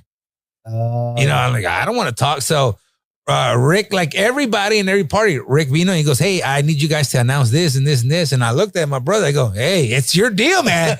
You got to announce it, man. You got to talk to you got to talk. He goes, no, man, I'm not going to talk it. And I remember he's DJing. He está la mesa ahí. He's DJ. He walks away from the table like, fuck it. If you're not going to talk, I'm walking away. And I'm like, you can't walk away from me, dude. You got to talk. And I said, listen, all right, let's compromise. Rock, scissors, paper. The loser's going to talk. He goes, all right. Boom. We did rock, scissors, paper. I lost. You lost. And I had to talk. Oh. So every time he would play, I would talk. And then it just started from there. And believe it or not, it happened from one day to another because that was the first time we played. The next weekend, I met a guy from a radio station and I was shy. I didn't want to talk to him. And I'm like, and then I remember looking at him. Dude, that's the guy from the radio. I want to talk to him. And I'm looking at my brother and I'm like, Nambe, we'll talk to him later. And I remember our curfew was up. We had to go home. Sure. And then we get into the car and I'm like, I'll talk to him later. I'll find him some other day. And then I'm like, dude, we're already how old we are. When have I ever seen this guy till now? When am I ever going to see him again? I go, dude, let's go talk to him now. I put the car in park, got off the car, and I went over there and talked to him. And this is how I got my name. Because I went up to him and I was going to introduce myself with my full name, Juan Jose Rios. But he stopped me at Jose. I go, my name is Juan Jose. And he's, hi, Juan Jose, how you doing? And he stopped me right at Juan Jose. So he kept calling me Juan Jose, and I left it like that. But I was going to say, mi nombre es Juan Jose Rios, properly introduce myself. And he stopped me Jose, and he's the one who kept calling me Jose. The bad boy I got from a guy in North Carolina who was from here. Oh, God, what? Dude, I would remember his name all the time, and I just forgot his name. Jesus Christ. But in North Carolina, I remember there was these older guys, and I don't know, they were saying some stuff to me, and I'm a little huerquito mocoso. And I'm like, say it to my face, dude. Say it to me. And he goes, cálmate, ir al bad boy de Guaymama. Ir al bad boy de Guaymama. He's one of the garzas. Okay. ¿Cómo se llaman? Beto Garza? No. No, you know Güera. Yeah. Melissa, Güera. Mm-hmm. They had a tío. And he's the one who named me Bad Boy. Bad Boy. He's the one who named me Bad Boy. And then I didn't use the name Bad Boy at first. I don't know if you remember this. So we worked at 1400. I worked at 1550 after that. I went to 1490 after that. Then I went to La Ley. After La Ley, we went to 1420. And it was always DJ Juan Jose. And I said, hey, man, we're going to go to 1420. I don't want to use DJ Juan Jose no more. If I do that, we need to come up with something else. So then I said, I think I'm going to start using Bad Boy now. And again, I was young. And then I remember he said, oh, yeah, that was the name of the Mas album. Oh, yeah. So you remember Los Bad Boys? Bad Boys. Yeah.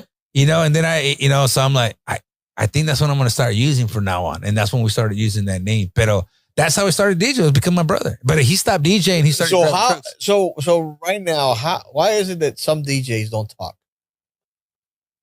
I want to say the experience, and they're not put in a situation where they have to talk, and then someone will bail them out, or shyness, because talking, it can be shy. You can get super shy. I remember. I'm going to be honest. And somebody told me this and I'm like, how the heck? And how's it possible? When I first joined La Invasora and we were on a stage at a club, they're like, vas a hablar con la gente. And I'm like, sure thing. What's wrong? And he's like, listen, you might see black, but just keep talking. Y lo que se te viene a la mente. And I'm like, see black? What the heck is he talking about? Dude, I know exactly what he's talking about. I saw black. I saw nothing. Yeah.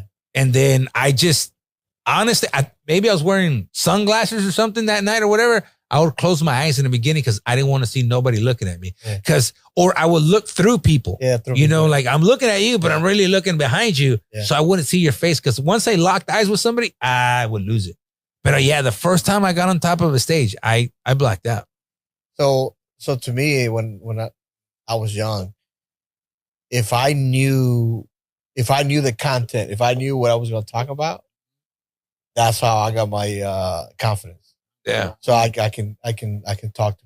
So I think to talk is to talk, but it's basically animando la gente, animador. Yeah. The way that I learned was, I'm going to be honest, I had a whole bunch of teachers, man, because de todos I would get somebody. I worked with the heavy hitters back in the day. Like I said, Beto Ayala. I work with Beto Ayala. Yeah. You say he's a top hitter. I work side by side him. I work with the Betty de Alba. I work with the Oscar Rojas. I work with Alex Cavazos. I work with any guy from the radio right now. I work with them. You know what I mean? So I learned how they would do it, how they would talk, the inflections that they would use on their voice. But the main thing, and I can't remember who told me, but one guy said, hey man, you should really listen to live music. Like a live recording, because they would say stuff during breaks. You know what I mean? And then I remember the first live album I heard was Aventura, and Romeo was talking, and I can't remember what he said, and I would use it at my show. But he said something about the girls and something like that, and then I go, oh man, I'm going to use that at one of the shows. You know what I mean? So the same way, but I would make it my own flavor. And then I remember hearing Los Players. Así se llaman Los Players, is a Tierra Caliente band. And I remember hearing their live album, and then you take a little bit from here and there. And then when you're at the club, ya vas aprendiendo. You want to say I had to learn the towns of los sitios de Mexico. Do you want to get, shout out to Mexico. Shout out. You gotta know and then I didn't know that Latin America was in Mexico. I didn't know that. You know what I mean? So I'm like, yeah, what part of Mexico are you from? They're like, oh, from Guatemala. Oh, yeah, Guatemala is a good part of Mexico. Guatemala's not Mexico. I didn't know that. So I had to learn different países. But What is it? So I had Guatemala, Venezuela, Colima, all these places. El Salvador. Yeah, Salvador. There you go. Then I didn't know. Colima is Mexico. You know, Venezuela is in Brazil. Yeah. But I say. But to me, if you spoke Spanish, you were Mexican. I say DJ's got to have the voice, talent, and many of people that don't talk. I'm gonna say to me, I think because I've been there, it's the shyness. Yeah, I think it's the shyness. You got to have the voice to talk. Because if you don't got it, you know, y sabes cómo se dice la perica. To come up with something like right off the bat. You know what I mean? So when we're at the club and I remember somebody, the DJs would hand me a mic. I would go to another club and the DJ would hand me the mic. I didn't practice what I was going to say, but I already knew what I was going to say because I already had a routine. Yeah. Correct. You know what I mean? So boom, boom, boom, boom, boom. So unless you flex that muscle, practice that muscle, work out that muscle, you're not going to have it. It's if you know what you're going to talk about, it's easy. But if you don't, you're not going to work. It ain't going to work, you know? and I think you know how to play music? No, it's... And I think to some DJs, eso le falta. I mean, you can have, let's say that there's 5 main skills in a package to make you a badass DJ. You got to talk, play good music, have a good following, you know what I mean? Have a nice spot, you know what I mean? So is there a DJ school? No. There is no DJ school. No? I'm telling you, minor thing. No, I seen like DJs, and they'll have their own little like academy. I think it's trial and error. Private lessons. But I don't think there's a school for DJs. There's DJs I hear right now, and again, it's not. I'm gonna call it experiencia. So I don't want no one to think that I'm crapping on nobody. Because igual, I could play you because I recorded all my live shows when I started on the radio. I sounded like shit, and I hear it. I'm like, oh my god, how did they put me on radio? You know what I mean? So I don't want them to think that I'm crapping on them. But there's some where it's called, when DJs hear what I'm saying, they're going to know exactly what I'm saying. When they play the next song, la enciman. Instead of playing it seamless, la enciman, where it's out of beat, out of sync. And the main key of DJing is making sure you don't lose the beat. Yeah, because if you got the crowd dancing, and then you come up with a song that you're gonna kill it. Yeah. So there goes the tempo right there. To me, the baddest DJs is Bunny Hernandez and Rock and Roll James. But those are radio DJs. Those I could listen to them all day. And to me, when it comes to radio DJs, I agree 100%. Bunny Hernandez, oh my God, killer. La perica la tiene, and so does Rock and Roll James. I think from those two, to me, those guys have skills to be animators. Then.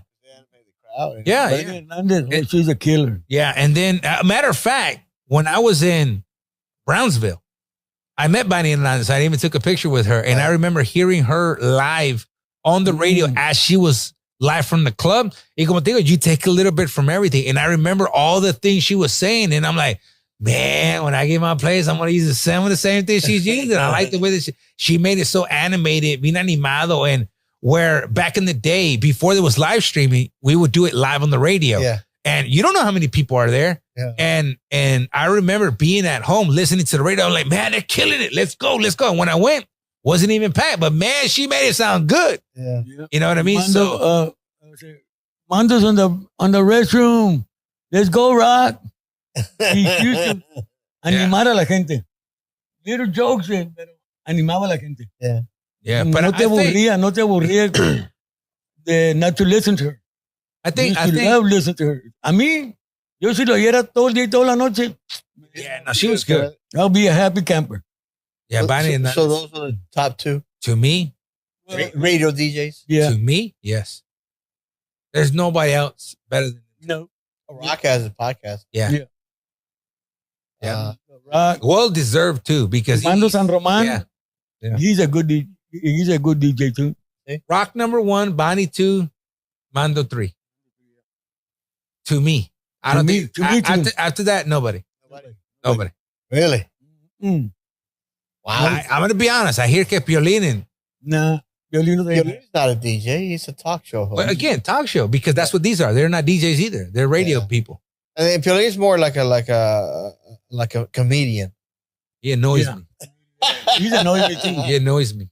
I would not. But there's population that want to hear him though. Yeah. All day long. Yep. And I'll listen to 5 minutes and I'll. And again, like I say, it's my opinion. You actually listen to the radio station? No. What was the question? If I listen to the radio station? No, I don't. Yeah. And believe it or not, I think a lot of people don't. And here's my deal about radio. And again, I can say this, and people that don't know, I've been doing radio since I was 15. Since I was 15, I've been doing radio nonstop. There's not one time I took a break off of radio. Been doing radio, and I've worked with all of them. There's not one that can't say I haven't worked for them. I work for all of them. I never understood why radio stations wouldn't take requests. People would call into the radio and say, play me this song. And the radio station would tell me, don't play his song. And what happened? I'm going to be honest, por ser tan culos de no tocarle la canción, YouTube gave them the option. And that's why people stopped listening to the radio. Because why am I going to sit around and wait for this guy to play my song and then doesn't play it when YouTube will play it in 3 seconds? That's why radio all the way. Why wouldn't radio want to? Don't know. Is there a reason though? Don't know. Do you know how many fights we had with radio stations? Why they wouldn't let us do it? We used to cuss them out. We used to argue, throw stuff all over. Man, we would fight with radio stations. There's no explanation. I've been suspended a shitload of times. I've been fired. Dude, I don't get it. We do a live show, and then they would do a thing called the intro, which I hate it. And I still don't do it till this day.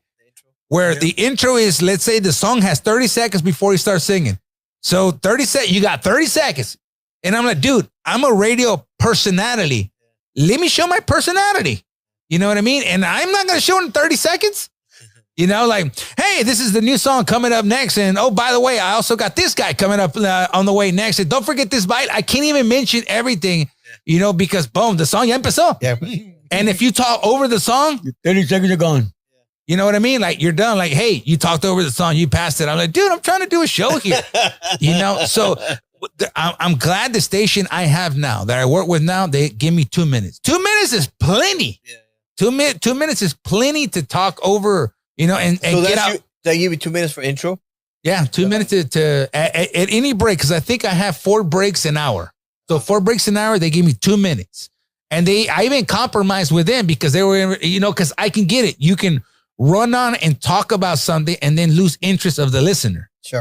Because the mind, el pensamiento de gente fades away in a couple seconds. Correct. You know what I mean? So I even compromised with him. They're like, all right, if you give me 3 2-minute, 2-minute intervals, I'll do you 1 like that. I'll do the intro. Sure. I'll do a quick little intro. Boom, boom, boom, boom, in and out. Let's go. And they love it. And so far, and ya estoy un año con ellos in. So my year with this station, I was in May, and we're going to continue running. Then they gave me another extra day. So I'm on Monday through Friday from 3 to 7, but they even gave me Sunday to do my own conjunto show. They're like, you like conjunto? What you doing on Sundays? Conjunto? Yeah, conjunto. No, for how long? 2 hours, from 10 to 12. 2 hours? Oh, yeah. Wow. Conjunto. Bajo sexto acorde is what I grew up on. What about radio stations here in Florida? Radio stations here in Florida, I'm going to be honest. They don't pay. They don't pay. They don't pay? I get paid. Every single station that I've ever been on has paid me. There's people that have been on radio stations that have to pay to be on. I've been paid. Luckily, I've been fortunate, and I'm thankful. I'm thankful. They all paid me to be on the radio station. I never went and for promotion or whatever, and I took pay cuts, to learn and stuff like that. But when I first started, because I was a kid, I was looked down on. I think that was my day. I was looked down on. And again, because I can say it now, I'm immature. I'm going to be honest. It's immature. I was hanging around with grown-ups. These were grown-up people. But if you're a 15-year-old, I mean, what do you expect from 15? Yeah, what do you expect from a 15-year-old? And again, I was barely starting. And believe it or not, a lot of the stuff that they would tell me at that time, I'll be like, nah, they're just hating. I didn't know the switches. I didn't know the segues, these words that we use now on radio. I didn't know what a segue was. You know what a segue was? Didn't know what a segue was. I didn't know what time cues and clock wheels and all this stuff. I didn't know none of that. I had to learn all that. And I'm going to be honest, if it wasn't, And like I said, I till today, all the stations that fired me, let me go, suspended, all that, I thank them because I was able to learn. Because even though why they did do that, they told me why. Yeah. You know, we're going to suspend this one. You missed your time cues. Yeah. Okay. And I'm like, what the hell is that? How do I fix it? Well, here it is. You got to do this. You know, you got to make sure the main bread and butter are los commercials. Yeah. But the thing is, when I first started radio, why I would go longer, you know, because they wanted you in and out. And if you listen to radio, listen to them. They will not talk longer than 30 seconds. They won't do it. You know, they'll introduce the song. That's it. Boom. Let's go to the next. Is it because their commercials are 30 seconds? No, I don't know why they do it. I still today don't know why they do it. They program all commercials 30 seconds. But no, that's the commercial though. Not the DJ talking. Oh, no, the DJ talking. I want to know his personality. He's a radio personality. Sure. Show me his personality. But I grew up listening to talk radio. There was no music. It was talking all the whole show. So none of the radio stations ever taught you like what not to say? No, man. It was shotgun. They never. No, it's run and gun, shotgun. Really? I had to learn everything myself. Is it because they didn't have the experience, or they were learning too as you? No, I'm gonna be honest. A lot of the DJs that started when I was there, yeah, I think they were learning too. There are some que ya tenían experience, like Norberto Vallejos was on the radio for a long time. You know, so the guy's a pioneer también, no? Yeah, he is a pioneer, and he's been there for a long time. And the stuff that I learned from him, igual, it's time cues and stuff like that. And again, it's they want to make money. Yeah, you know, they want to play commercials, but why they wouldn't allow me to talk more and to be more engaging with people at that time? I don't know. Maybe they just, I don't know, man. Is it because they had a commercial throw in there? No, because commercials were on at 15:45. That's when they played the commercials. Every 15 and every 45, they would play the commercials. Yeah. All right. Well, I'm gonna play this next song. Let's talk a little bit. Now they did give me leeway when I went to El Invasora. I played the night show and they gave me leeway and I was able to talk. And is he Moyo? You work with DJ Moyo? Yeah. You work with him with Lale or no? He's with Lale now. Yeah, he's with Lale now. No. Yeah, he's with Lale now. He was with Invasora too? No, I think he did a couple guest spots. Yeah, if I'm not mistaken, because I was with Lale for a couple years. You know what I mean? But Moyo was already DJing before we started because my brother got the idea by going to one of Moyo's shows. So, he was doing a show at his house. So is Moyo, let me ask you from your perspective. I call him Gregory, by the way, because I can't call him Moyo. Greg. Yeah, I call him Gregory. Greg's his name. I call him Gregory. Is he a pioneer for you guys, for DJs? To me, yes. So for all the DJs in the area, they look at him like he is the DJ. Don't know what everybody else thinks. I'm going to be honest. I think he was one of the first ones. Yeah, He was one of the first ones. I don't know what his influence was, but he was our influence. I can tell you that. Yeah. That's good though. And you know, the funny thing about it, there's a lot of DJs from Way Mama. Yeah. Is he the one that he is a pioneer, right? In the DJ community. Now, when I started, there was 3 DJs that I remember. There was Moyo, DJ Porky, and DJ Pete. Those are the ones that I remember. I remember doing Porky still around or no? Yeah. He doesn't DJ anymore. He doesn't DJ anymore. And Pete, I don't think DJs anymore too. But let me tell you how they all played significant roles in the life of Bad Boy and my brother. So we went to a Moyo party at his house that he was having, and we heard him. And then I would go to several parties que él hacía, you know, and I would go see him, and shit was always lit. Really? Crazy. Yeah. You know, people still follow him because it was crazy. So I remember one time I did a party by myself where they hired us. Our equipment wasn't that good. And then Porky showed up. That's where I first met him. And he's like, well, I lend you guys my equipment. And I'm like, you will? He goes, yeah. So Porky loaned us his equipment for one of our first shows in Waimama. He loaned us the equipment to play in Waimama. That's why I always will remember him and be grateful for him for that. And then I remember we were playing at another show in Waimama. Y llegó Pete. And Pete saw us playing.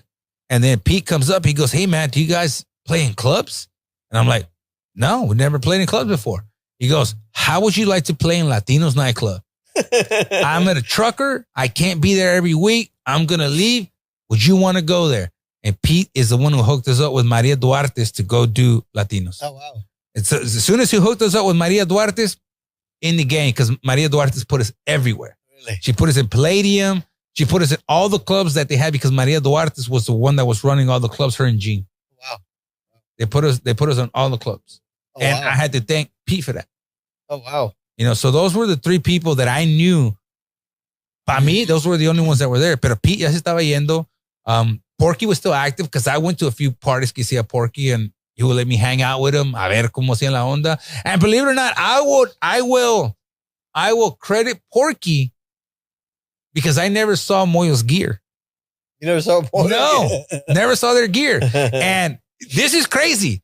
One time I'm in my house, Porky's playing across the street and it's at night and he's got a little foquito and you can kind of see his equipment, but I'm far away. We're across the street and I'm trying to see what he's got. And I'm like, I want to buy that. I think he's using a CD changer, but I didn't know about mixers and I didn't know about DJs. I didn't know. So I'm guessing what he's got. And we went and bought stuff thinking that it was what he had and it wasn't. It wasn't. Pero I credit that because Porky was the one playing across the street and we're looking at his gear. You know, I wish we had binoculars to see and know about DJ equipment because we didn't know it, but we got it all from him playing there. You know, so we were able to see, I think he's using CD changers because he keeps poking down here, you know, moving acá. So Moyo still has his own mixer? Back in the day, no. No. Every new DJ's got a Pioneer or has got a Rand or Rave. They got new stuff now. It's not the same. You don't think he's got his original mixer? Oh, that. Does he have his original mixer? I don't know. Nice. Probably got it, but he don't use it. Yeah, I know. That would be nice to know. Mine was stolen. Oh, really? Yeah, the first DJ mixer I had was stolen. And then, no, not that one. No. I'm talking when I first started with my CD players. Esa me la robaron. Okay. No, there was one time that I got drunk and I lost my mixer. Oh, Don't know what happened to it. And that was an expensive mixer. No, you had it? Yeah, that's what I think. I still blame him because let me tell you what happened. We're coming back. Do you remember where it was? We're coming back from a show. La traila that we rented no cerraba la back door. It didn't want to close. And I'm drunk and that was an amazing killer night. We dropped it somewhere. It was an amazing killer night that night, man. I mean, I remember dancing con la gente and just, man, a beautiful night. And we're leaving, but I had taken pisto, mixed it up with beer, and I was drunk. So I just imagine me drunk, loading up the stuff. I don't even care. Viéntalo ahí dentro. And the back doesn't want to close. And I'm like, doesn't matter. Let's go. Vámonos, solo. So the back door didn't close, threw in the stuff in there, and we're driving. Next thing I know, I crash out, and we had to stop, make a couple of pit stops because I kept throwing up. Yeah. So we had to make a couple of pit stops. Yeah. Anyways, I know that we make it to I wake up and I'm at his house, you know, and again, está abierta la trailer. Yeah. I don't know. Somebody came in and took it. Yeah. Didn't even think about it. And then I start driving, dando la vuelta and hitting speed bumps. Boom, boom. Who knows how many speed bumps we hit from wherever, because we were far away. Yeah. So de allá para acá, all the way, who knows, una vuelta grande, whatever. Yeah. All I know is that I'm taking off the equipment the next day. And I noticed no está la mixer. And I call like, where's my mixer at, man? Like, don't know. Oh. So I didn't want to tell him that. And I had just built that new mixer. It was a brand new box built. But you already had Amazon back then? Amazon, yeah. Oh, you had Amazon. I lost it. Or eBay, you know? eBay. I said to myself, that's what you get for getting drunk. Yeah, that's what I think. That's what you get. Yeah. Lloré un poquito, but I'm like, I'll get another one. You know, so I got me another one. But I said, nah. The one that I got now, I love. That chick, it's smaller, but it's less weight because the mixer I had in the beginning was a Pioneer, and I think it was the third version that they had came out with. It's super heavy, man. I think one of them bumps. The new mixers. Yeah, I think it flew off. I think Mario bought a mixer for like $400. Yeah, I see him. Well, he played with me on Saturday. I'm like, what, really? He's like, yeah, that's all I need. Yeah. You don't need a lot. I do not understand why some DJs spend thousands of dollars on mixers and it has a whole bunch of functions they're not going to use. No, you only need 2 channels, a good mic EQ on it. If you can get a good mic EQ on it, you know what I mean? And that's it. But they'll have like 4 channels. And I'm like, why do you have 4 channels? Are you going to play 4 songs in one time? Yeah, you know? Like $1,200. I saw a mix for $1,200. But I'm not going to say tampoco. I can't talk shit because there's a new mixer that came out. It's called the Rev 7. And I want that bitch so bad. I want that bitch so bad. And it's like 3 G's for that, man. I'm like, damn, dude, really. What does it do? It connects to the internet? What does it do? I don't know. Never had it. But I seen the YouTube videos and it looks pretty good. It probably connects to the internet. No. Not It doesn't Bluetooth no. connects to the internet? No. I don't know what it does. Well, no, I just seen some of the functions that I want to use. Como te digo, the one that I have now doesn't have an EQ for the mic. This one's got the EQ for the mic. You need it because DJs, let me tell you right now, if you have a DJ and you're talking on a mic, kill your bass on the mic. No mic is supposed to have bass. You know what I mean? But this one doesn't have an EQ, so you get all that bass coming out of it, and it sounds funky when it's just you only have a gain, para subirle. So I want an EQ on the mic, and this one has that. Pero también it also has the new stuff where you can break down the vocals, the drums, and stuff like that, and separate. So it has that already built into it. So it's got a cool, funky features that I like on it, you know. So, but igual $3,000. I'm like, dude, I really want to invest $3,000. And then I think about it. I've been DJing for this long, never needed it. Do I need it now? No. I don't think so. Plus, the good part is about me. I learned how to remix a long time ago. You know what I mean? So I make a huge amount of my own mixes. You know, there's websites where DJs buy their mixes. So this guy will sound like that guy, will sound like that guy, will sound like that guy, because there's only 3 websites to download it from. You know, before there was only 1. Now I think we'll say that there's 2. You know what I mean? Where they download Mexican music. There's only 2 right now. So they all go and download the same song. And then I'm like, and then they charge like $3 a song. And I'm like, I'm not going to pay $3 to, you know, so then I learn how to do remixing and stuff like that. So I do a majority of my own mix. De vez en cuando, I'll hear a good song on that. And I'm like, okay, I'm going to download it. Yeah. But other than that, no, I make my own stuff, man, to sound different. Y me ha pedido DJs, hey, man, would you sell your stuff? And I'm like, this is the only thing that makes me different, man. I can't. Don't some DJs actually mix and then they sell it? Yeah. The mixes? Yeah. Oh, man, DJing back in the day, it's changed a lot. It really has. Changed a lot. There wasn't that many back in the day. No había muchos. ¿Y ahora?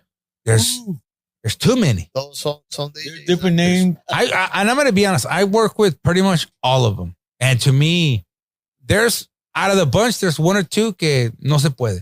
But the majority, I've worked with all these guys. And this is how I put it. If I take me out of it, and even when I ask a question of an artist, I'm like, take yourself out of it. Who do you put? And this is where I would put these that I've DJ'd with. Sure. I put Moyo at the top first. Mm-hmm. Second would be Dedos. Third will be Loco. And then I would put Junior Salazar. Oh. Those are where I would put.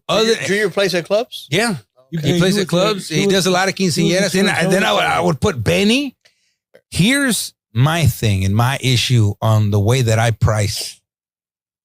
I see a lot of DJs bring so much stuff and charge so little. Oh, yeah. They bring. And they'll put up torras and luces and charge so little.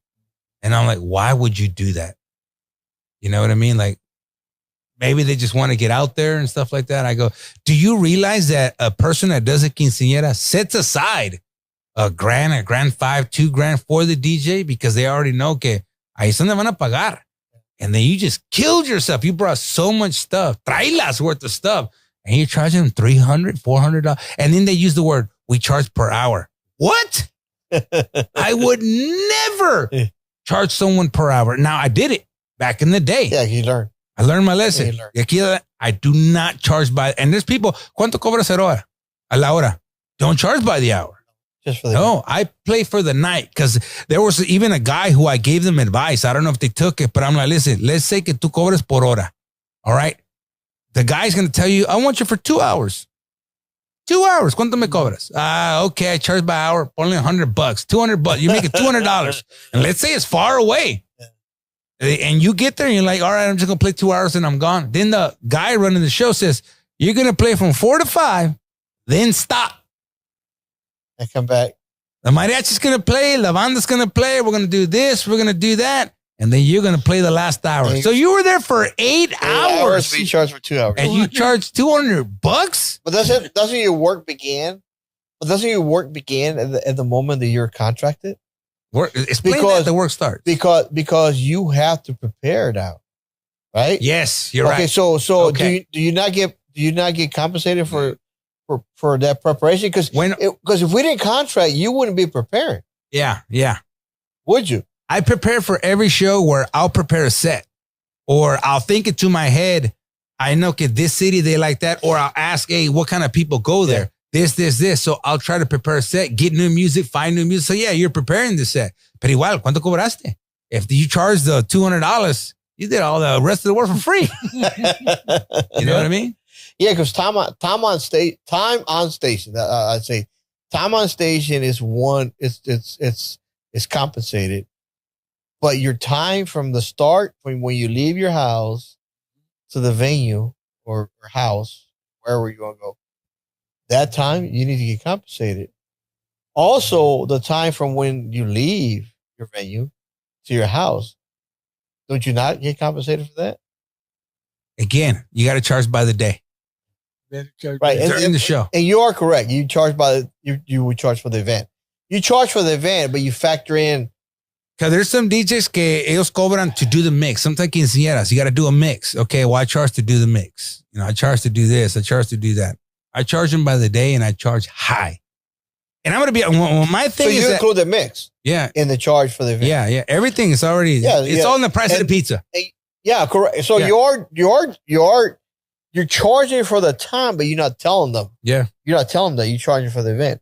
You factor in the time, you factor in the mix, you factor in the preparation, you factor in your travel there and back. And if you have to stay the night somewhere, if you go for 6 hours away, then obviously you got to stay there. So you factor all that and then you charge for the event. Mm-hmm. Yeah, you are correct. You wouldn't charge for by the hour. No, that'd be crazy. That's never charge by the hour. No, that's and again, I did, and you had to learn. It's trial and error. And there was one time that I had to be at a radio station and I couldn't drive at the time, and I would hire an Uber, and I'd pay more in Uber than I was making at the radio station. And I'm like, yeah, this thing's got to change. Got to change. It's not working out. Uber taking all my money. So the Uber guy was happy. Yeah. He was happy. Hey, man, I'll be glad to wait for you here. But I'm glad Uber came out. I didn't have Uber back in the day. That's how I met him, because I was 15, couldn't drive, and I hired him to be my chauffeur. So he was your personal driver? Yeah. That's the way I got to La Invasora. Yeah. Oh, that's so I got him into La Invasora. They met him, and then Invasora's like, we need a driver. None of the DJs had a license. Yeah. None of them. Todos puro DUI. You became the designated driver? Yeah. I used to drive the Hummer. Yeah, he was driving the Hummer. Yeah. Wow. A Hummer, huh? Lemo también, no? No. It was a regular Hummer. Oh, shoot, man. That was back in the days when nobody had a Hummer. Yeah, the Hummer just came out. It was H1. H1 or H2? H1. Yeah, it was H2. H2. They're popular back then. Los Devil Rays se la dieron a la Invasora. Really? How's that? Because Devil Rays estaban el game. And can't hear you on the mic. Yeah, they were there. The Devil Rays were announcing on the radio. The games.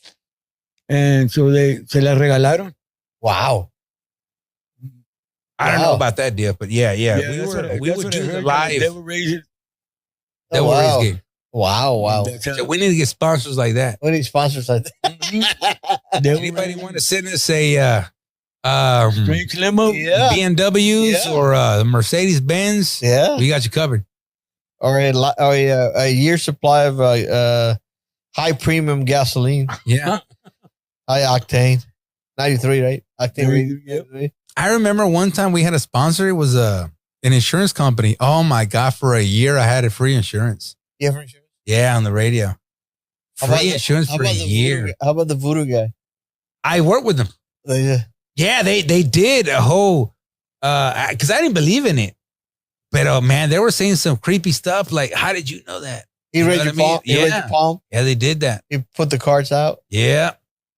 They did the cards and all that stuff. Did he clean? It was a she. What about your bad spirits? Did he wash away your bad spirits? Yeah. for that while because I still have them. You know what I'm saying? So as soon as they found out, and then I'm like, they're like, so how are you going to pay for this? Well, and then they said this absorbent amount of money. I go, you saw all my future, my past, and you didn't see I ain't got no money for that? You should have seen that coming. You ever wonder with a guy that says he'll predict the lotto numbers, but he never plays? But he never plays, yeah. How's that work? I would have played. I want to know. I would have played it. Why are you going to be rich, not me? Do you think that's real, those brujeria people that do that? I mean, there's people they have. I'm not talking bad about you. No, man. I think there's people. I think there's people that have skills. I believe in that. I don't know if they believe in it. I think they're more curious. There's a club. There's more curiosity. If I say the name of the city, everybody's gonna know exactly what I'm talking about. So I'm not gonna say it. But there's a club we played at recently. They got La Santa Muerte inside the club. Yeah. And I'm like, why would you have that there, man? A lot of people believe in it. There's a lot of people believe in Santa Muerte. Yeah. You have a glass case and a Santa Muerte's in there. They're probably feeding. Why would you put that there? Feed him Bloody chickens. That's crazy. They crucified chickens.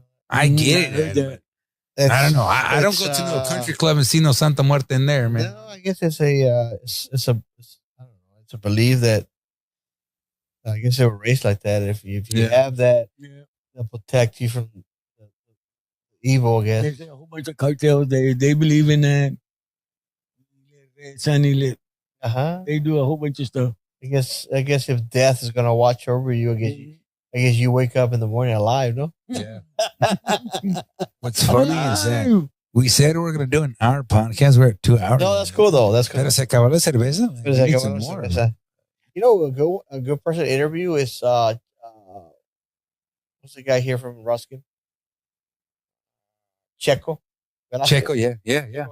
Yeah. He's playing. He's playing. Checo. You don't know who he is, but when I tell you, you're going to be like, oh, okay. Did I beat him up? No. Okay. No. Check this out. Check how we know him. Okay. We just talked about it. Yeah. Remember I told you a security got shot in the club? Yeah. He was one of them, and the other guy that was with him was the security that got shot. Not Checo, but the guy that was with it, because I called him, and I called Checo. What? And Checo was there that night. Oh, wow. Now he's singing. Now he's singing. Puro Ramona. Yeah, killer voice, bro. Killer voice, man. Yeah. And I look at him, I'm like, who would have known? Yeah. And when I seen him come up here, and he's like, oh yeah, I'm singing with these guys. He came here with Christian. Yeah, and I heard him singing. I'm like, what? Yeah. And he was singing like Ramona Ayala. Like, yeah. This bearded guy here. Yeah. He was there that day of the shootout. Really? He was the security guard, and so was the other guy. He just did a song with Cornelio Reina the other day. Yeah, I saw the video on YouTube. Yeah. What do you think about artists that have the phone right next to them, reading the lyrics? I've never seen that. So I don't have a problem with somebody that's been around for a long time because they have a collection of songs. Yeah. Right. And for them to remember, like, or be on cue, you know, a song they did in the 80s and 90s. You know what I'm saying? Versus like a recent in the last couple of years.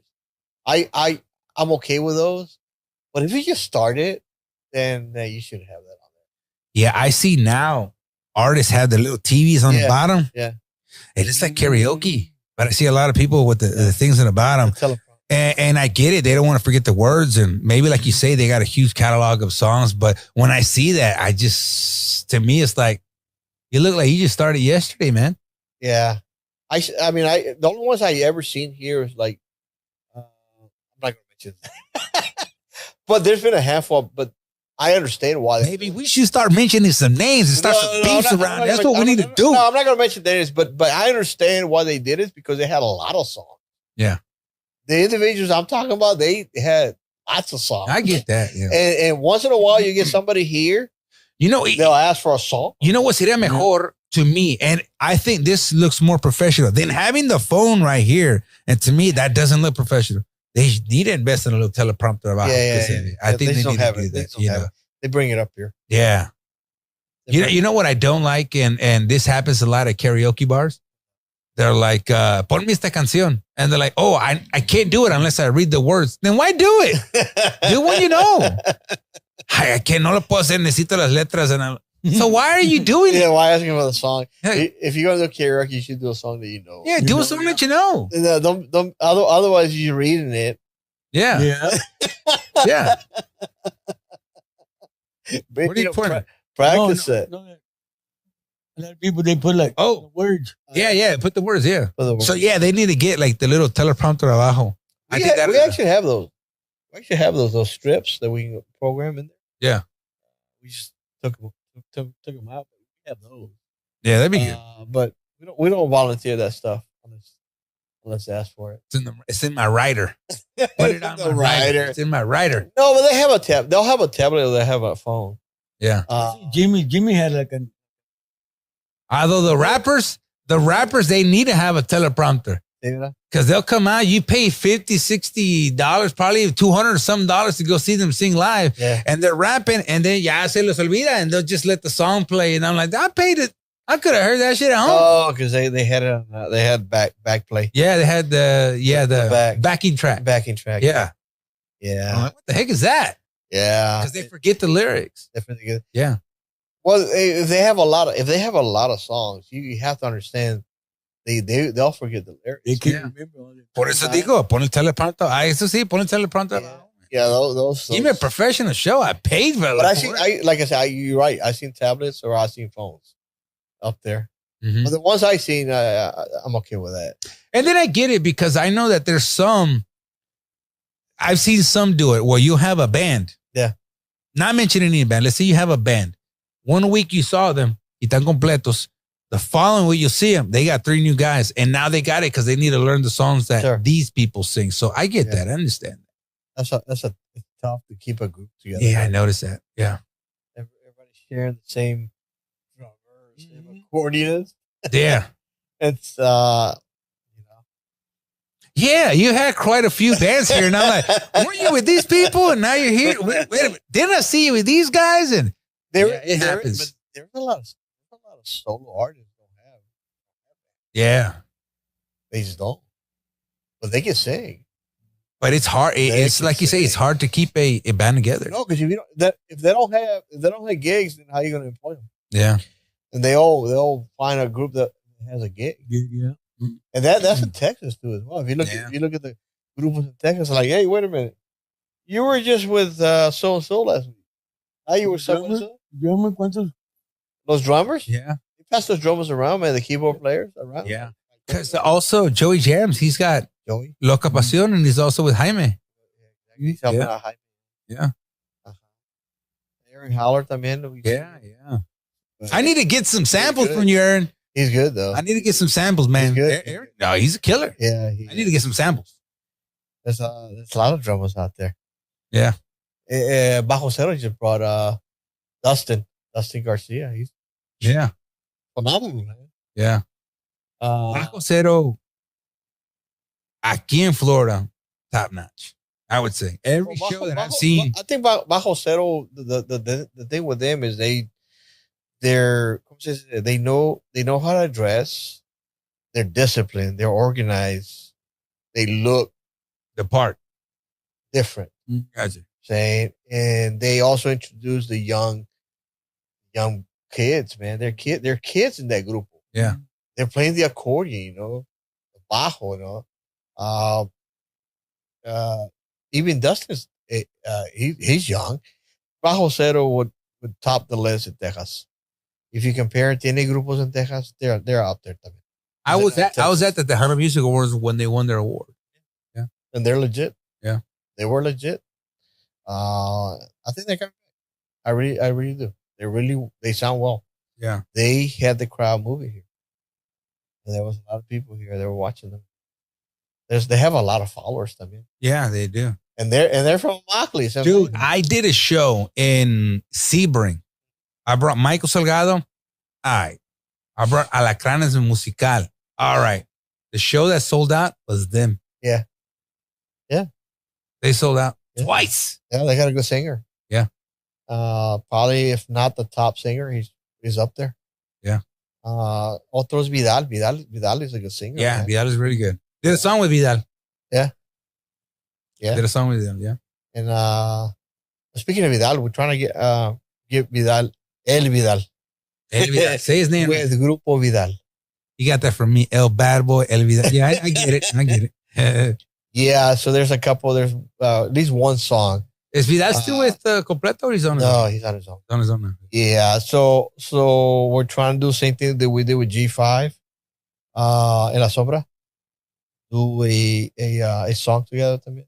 ¿Con la sombra? Yeah, no, this is with Vidal. So El Vidal with Grupo Vidal. Oh, Vidal. Oh, I get you. I get you. Okay. Yeah. So we have two songs, but I think one will be a duet. They'll play together. It looks like November. We're gonna lock them up for November, and they'll play together. So hopefully the song's recorded. I can't remember who called who. If he called me or if I called him, and I'm like, dude, I'm working on this song. I think your voice will be good on it. Or if he called me saying, hey, I'm looking for something. What do you got, man? You got something you can record? Yeah. And I'm like, I got this song stashed away, man, that I think you'd be perfect for. And don't remember. I just know that I sent it to him, killed it, man. You know which one it was? Oh, yeah, I do know. It's called Aguántame un poquito más. Oh, yeah. It's a badass song. No, he's got a couple songs out there. It's Ed Vidal. Yeah.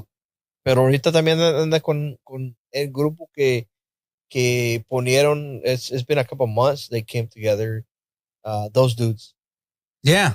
Yeah. Those dudes? Esos vatos. I thought it was those guys. Esos vatos, yeah. Vatos, those dudes. AKA. Yeah. AKA. I think dudes. That's a good name for the song, for a band. I'm going to be honest. When I heard that, like, those guys, yeah. They just played at the county line. Yeah. Not long ago. So anyway, we're trying to get, like I said, Ed Vidal con Grupo Vidal to play together in November, and then hopefully we'll have the song recorded and released before then. That'd be good. Yeah, it's a good song. It's a good song. So who's your favorite grupo of all time, Tejano? Grupo Más. Yeah. Joe Lopez, Jimmy Gonzalez. I like him because they're from Brownsville. That's right. Yeah. Who's your favorite? La Mafia. La Mafia, yeah. I got every single album that I So for me was La Sombra. Yeah. They were different. They were just way different. They were a show band, man. Yeah. You don't see that no more, man. Back in the days, they were in sync, man. Bailando, like you don't see the only thing that I'm going to say is that because I haven't been to Texas, I haven't seen a lot, and I want to go to Tejano Fan Fair, but I always have something going on over here. So I'm hoping that next year I can go to Fan Fair. Should go. Pero, you know what? Es que alguien no me invitó. You know, who the fuck was that? I cannot. Anyways, so we have show band right now. It has to be Sonny Sauceda. Yeah, Sonny Sauceda. Who's doing a better show than him right now? Sonny Sauceda. Yeah, well, yeah. He takes the show. Yeah, you're right. And he came from Vida, and they won show band of the year a whole bunch of times. I'm trying to see right now. And Eddie Gonzalez. I guess you're right. Yeah, who else is? I think it's him. He does a show. No, I don't think there's nobody else out there. When again that I've seen, so I'm narrowing down that I haven't seen AJ Castillo live. Yeah. Hey, so Sonny just went to America Got Talent. Yeah. ¿Qué pasó? I don't know. Yeah. So you didn't see that? He took his show there. He was in American Got Talent. Yeah. And he got X'd out. Yeah. They X'd him out. No. What I think. Yeah, la tiró. So this is what I think. I saw somebody say that the producers told him to sing an English song. You know, so he picked an English song. He picked country. No, they gave him the song. Por eso, pero the song was, again, I don't know, but someone close to them, told me that the song was forced on them, because I was like, if I was going to crash and burn, of course he didn't know that he was going to crash and burn, but if I was going to bring out Sonny Sauceda and I was going to do my stuff, he's a Tejano artist. Why wouldn't you do Tejano? Yeah. When I heard Sonny Sauceda was going to be on AGT, I'm like, oh, I'm expecting a Tejano song. He sung country. They gave that song. And I don't think it fit him. No. That song did not fit him. Well, also the accordion. The accordion. It was off. It's not an instrument to you. No. That you play for an American audience. Mhm. Y los tres judges le dijeron, I don't get it. No, you don't cut it. Nah, I don't. Not good I enough. never heard that. I never seen that. Yeah. Como they X'd him out like he was a beginner. They're like, do you know? Didn't he win a Grammy? If I'm not mistaken, I don't know. And like, this guy's been up there, you know. And I don't know. I wonder if he mentioned that. Well, they knew who he was. They had to have known who he was because he had to introduce himself. I wanted to smack that guy when he threw the accordion. The other guy, let's say, like, But you gotta understand though. Shut up, man. You don't know Sonny? You understand what they're looking for too as well. Yeah. Maybe that's not what they're looking I would have given him another chance. Huh? I would have given him another for. If chance. you would have gone solo there and just sang the song, he would have been okay. Yeah, because he took the whole band. He took the whole band. Yeah. Que le ganó el que dice, ¿cuál canción vas a cantar? ¿Cómo se mata el gusano? No, I didn't see that. That's a weird song. Así no se mata el gusano. Así no se mata el gusano. That's a stupid song. No, but everybody I don't know the whole story, but everybody's saying that they forced them To do the song. They gave the song. Here's the song. I want to play this. Again, I was expecting Tejano, but I'm Tejano. I'm going to play Tejano. So if you play devil's advocate and you play and you say the good and the bad, one, he's the only Tejano artist that I know. Well, there's been others, but not as big as him. He's been on AGT. He can say that. He was on there. It was horrible, but he was on there. So what he did, okay? So what he did is this, all right? Y como te digo, but when I say it was horrible, I say that they thought it was horrible. To me, I'm seeing Sonny. Okay, you seen Lucky Joe rap. He can rap. I think I did saw a video, but I'm not 100% sure. I don't Okay, remember. he is rapping on that video you saw. I have seen him. Okay, he raps. You can't take a country artist, say, here's a rap song, perform. How's that gonna be like? Yeah. Horrible. Huh? Horrible. Yeah. What's the likelihood of somebody that's known as to be a country artist to say, all right, now you're gonna be a rapper? You know, one thing that Sonny has that I like, he's got the confidence of $1 million. You know? And good sense of humor. Yeah.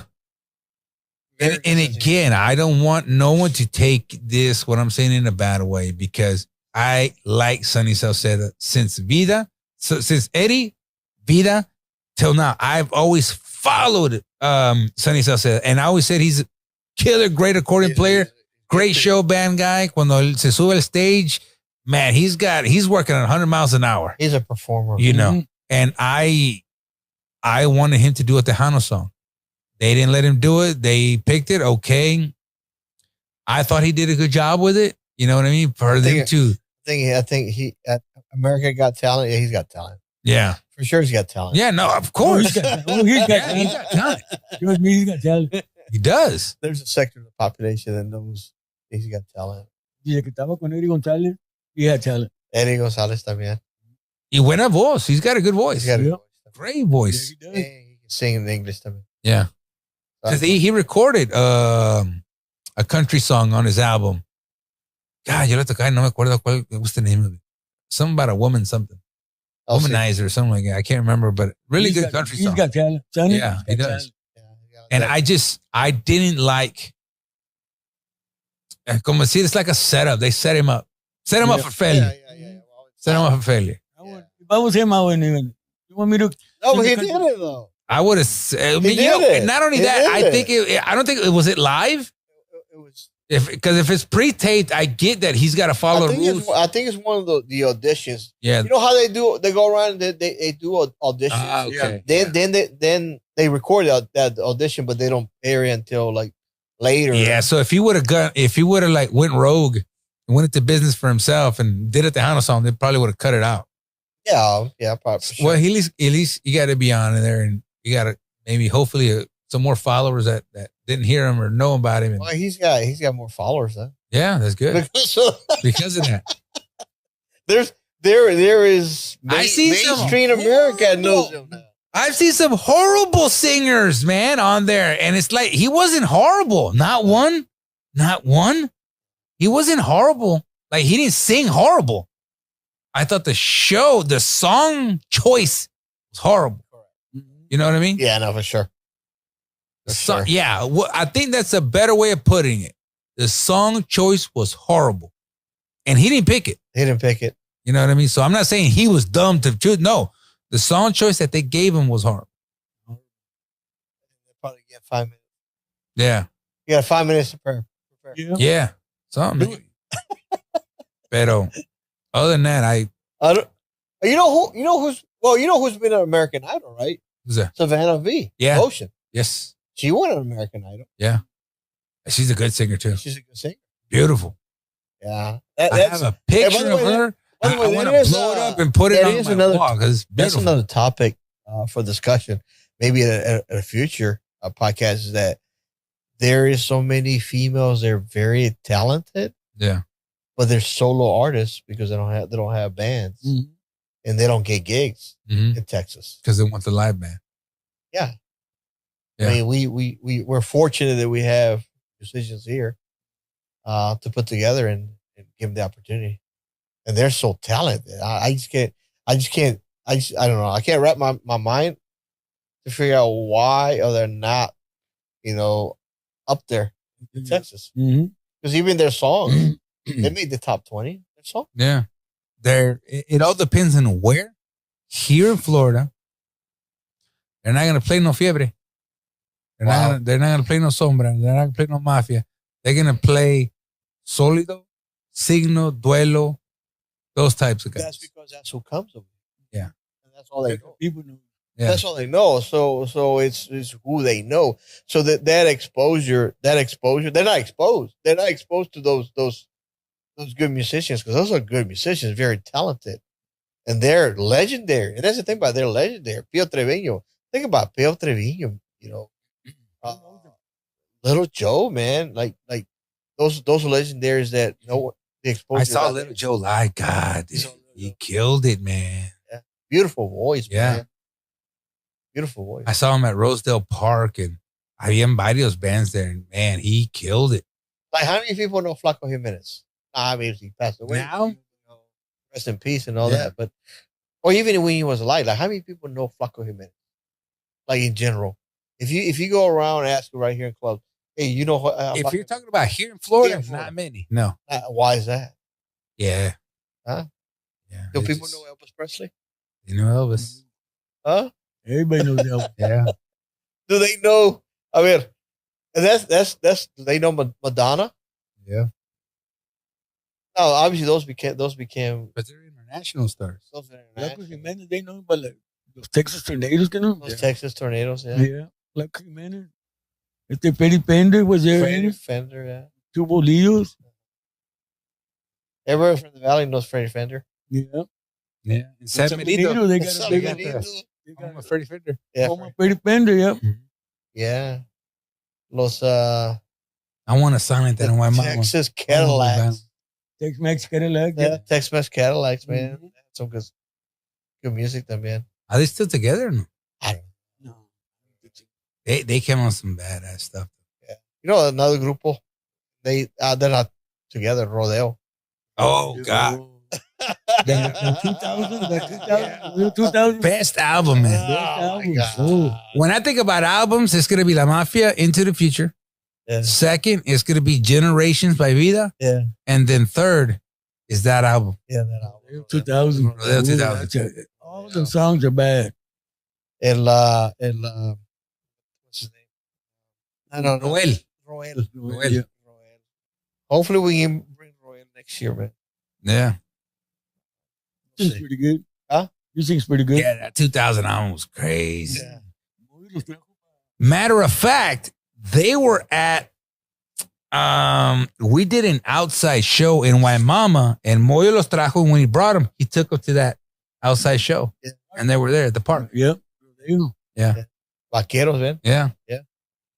Really good, man. Yeah. When I want to get pumped, I'll play that album. Oh, yeah, that's a good album. Yeah. That's a good album. Yeah. Esta vez. Yeah. Esta vez te voy a enseñar. That's a bad song. He sings that. He still sings that. Él vive en Laredo, I think. Yeah, Laredo. Me quedaré un así o sin ti. Mi corazón. Oh, yeah. Y parece que the rest of the group, I think they live in Houston, I think. Yeah. Yeah. Hey, they're going on cruises. Have you noticed that? Yeah, they are going on cruises. Have you noticed, They didn't invite me to they're all booking cruises now. Yeah. They'll go on a cruise. I was watching it. We need to do a Lola's cruise. Yeah, and a party bus. Yeah. Mm-hmm. We're looking at a party bus. Yeah, we good. See how that goes. We'll take the party bus to Fanfare. She's shutting off the light. Damn. Yeah. Dark. I think that's it. Hey, this is not recorded, by the way. And she killed it on it. Gotta say goodbye. Damn. Y se terminó la fiesta. Casi no estoy corriendo. I think that means it's time to go, buddy. Hey, next time you're gonna be part of this. You know this, right? Yeah.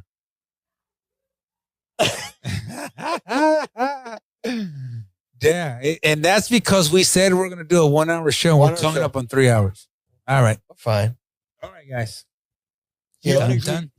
I'll see you next week. Same channel. Done. See you guys next week's next channel. Hopefully they won't turn off the lights on us.